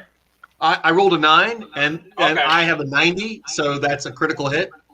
Okay, so the first shot was a critical. Good. Yep. The second shot with a 32 is a 62, and that's a regular hit. You want me to keep rolling, or you want me to roll damage? No. So we got 2 hits, and then we're going to do the penalties. Okay. So what do I do next? You roll me 2 more times for the second shot on each weapon. Okay. The 38. I roll a 40, and then I gotta roll the 10 side die twice, correct? Yeah. Okay, 40 and a 40, so that hits. All right. The 32 on the second shot, I roll a 34 and a 54, so that's a hit. Nice. All right, on the third set of shots, on the 38, I roll a 37 and a 57, that's a hit. And on the third shot on the 32, I roll a 0-1, and unfortunately, probably not a 0-1. Let's see, a 0-1. Are you? I got 2 ones in a row. I shit you not. So, yeah. 1 in 1,000. Wow. I'm gonna send you a dice tower. I'm gonna send you a dice tower. So you're sending a hail of bullets into those windows, and like they're firing back, and it's just like a hail of lead is flying into the house, and 2 shots are ripping back out. 1 shot misses you, but 1 shot does hit you. You can't dodge because you're basically standing and delivering. The D10 plus 2, that is 8 points of damage. All right. Ooh. Oh. All right. And when do you have to make a roll for con? Half your hit point total. Oh, that's half. All right. Roll me a con to stay awake. I roll a 28. I stay awake. So you stay with us, okay? So you do not pass out. So you get hit, and you're kind of like sinking down on one knee as you're just like blam blam blam blam blam, and one of them hits you like high up in Do the I need shoulder. to bother to roll damage or not? No. Okay. No. There was like 3 crits, and, Yes. and everything else was a hit. Yeah, they're just mortal beings. So they're just. Yeah. I mean, they're. You see more montage flashback of Johnny shooting at various things, like at various times of day, in his underwear, tidy whities in the backyard, wearing a hat and a bolero of bullets. He wasn't Practicing day and night. He wasn't expecting the can to shoot back though, so he got hit. That's right. Baby, I've been shot. Oh. It shot me. Oh, damn. So that's all happening. Angela, you're seeing him like snake down the street, snaking down the out of the doorway with the kid. Rhonda was going for a shot, but she's all of a sudden just like looks like she got hit by a taser. He doesn't even see you. All right. He doesn't see you. Yeah, I rolled earlier, and I got a critical success. So Nice. yeah. Nice. So what kind of weapon did you have? I think I had a standard revolver. Don't have it right 38 or 32? I think it was a 38. I don't have the book in front of me for damage. I forgot about that. 38. No, 38's a D10. D8? A 38's a D10. Oh, I'm sorry. A 38's a D10? Okay, I'm sorry. Yeah. 32 is a D8. 32 is a D8. 38's a D10. 45 is a D10 plus 2. Nice. Bigger caliber, more damage. So it's 10 plus your roll. 10 plus my roll. Yeah. So 19 damage. Oh my god. So Rhonda, you're staring at Clark with this super simp looking like mustache. He's just like hiding behind this screaming like 8-year-old boy, and just screaming, and you're just like staring down the barrel, trying to keep moving the barrel with him, but you can't. And you're just watching him just like going by with the kid. You're like, he's gonna get away, and like boom, splat out the other side of his head, come out all these brains. You hear him saying, "I got him."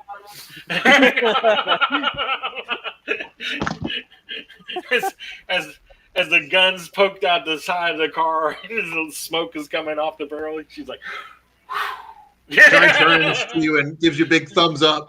That's nice, Angela. That's nice shooting right there. Hit you with a shot. He goes down. All right. So come to us, child. Come out of harm's way. Nice. All right. So, they're all down.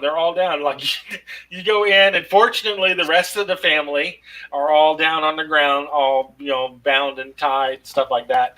The kid was tied up too. They were trying to get the family into the car but were surprised to see you guys here already. You know? They were going to take them all. Yeah, they were going to take them all. They were all bound up, and they were going to take all of them. So yeah, they were all bound up and gagged and stuff like that. And Did you ever drink just one Coke? or just one potato chip? I mean, come on, there's 5 perfect potato chips right here in the house. So yeah, you saved Percival, his wife Myra, and their 3 kids. And also, she had one on the way too. She was pregnant. Was? Yeah, so she had one on the way too. She still has one on the way. Thankfully to you two, to your group. So yeah,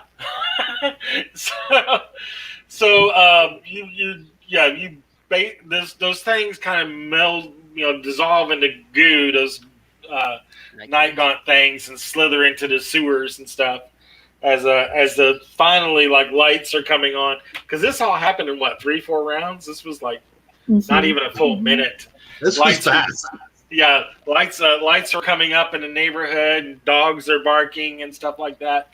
And a few minutes later, the another police car comes and sees what happens. And you tell them what happened. So people were coming to grab these people, I guess.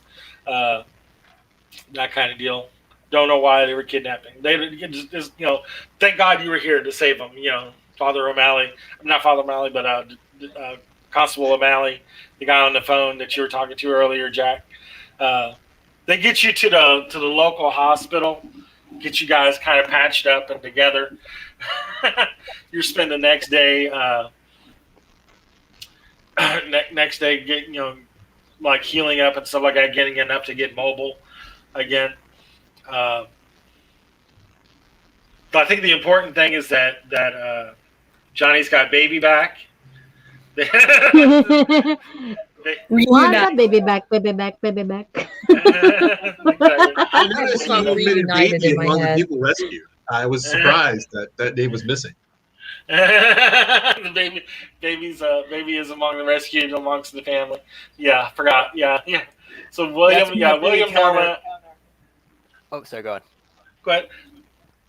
I was going to say, after the encounter, Angela just checks to make sure that she doesn't have any wounds that she didn't notice. Exactly. The bullets were flying everywhere, in and out of the house, right? She's not been critically injured this time. This is a new experience for her.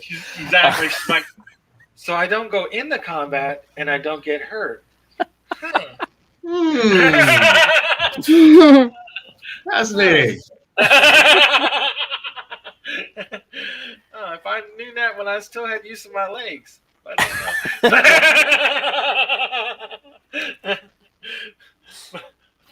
Father Michael saving lives and saving souls like he does. The forearm of God. I can see you just ripping that shirt sleeve off and the big flex, baby flex. Jesus Christ, man! Do you even lift, servant? That's what I was saying. Oh my God! Oh, pumping iron for God! Pumping iron for God! Yeah, so you find you get baby back under Johnny's control. That's good. You saved the family. You tell Maddie that Ezekiel is gone.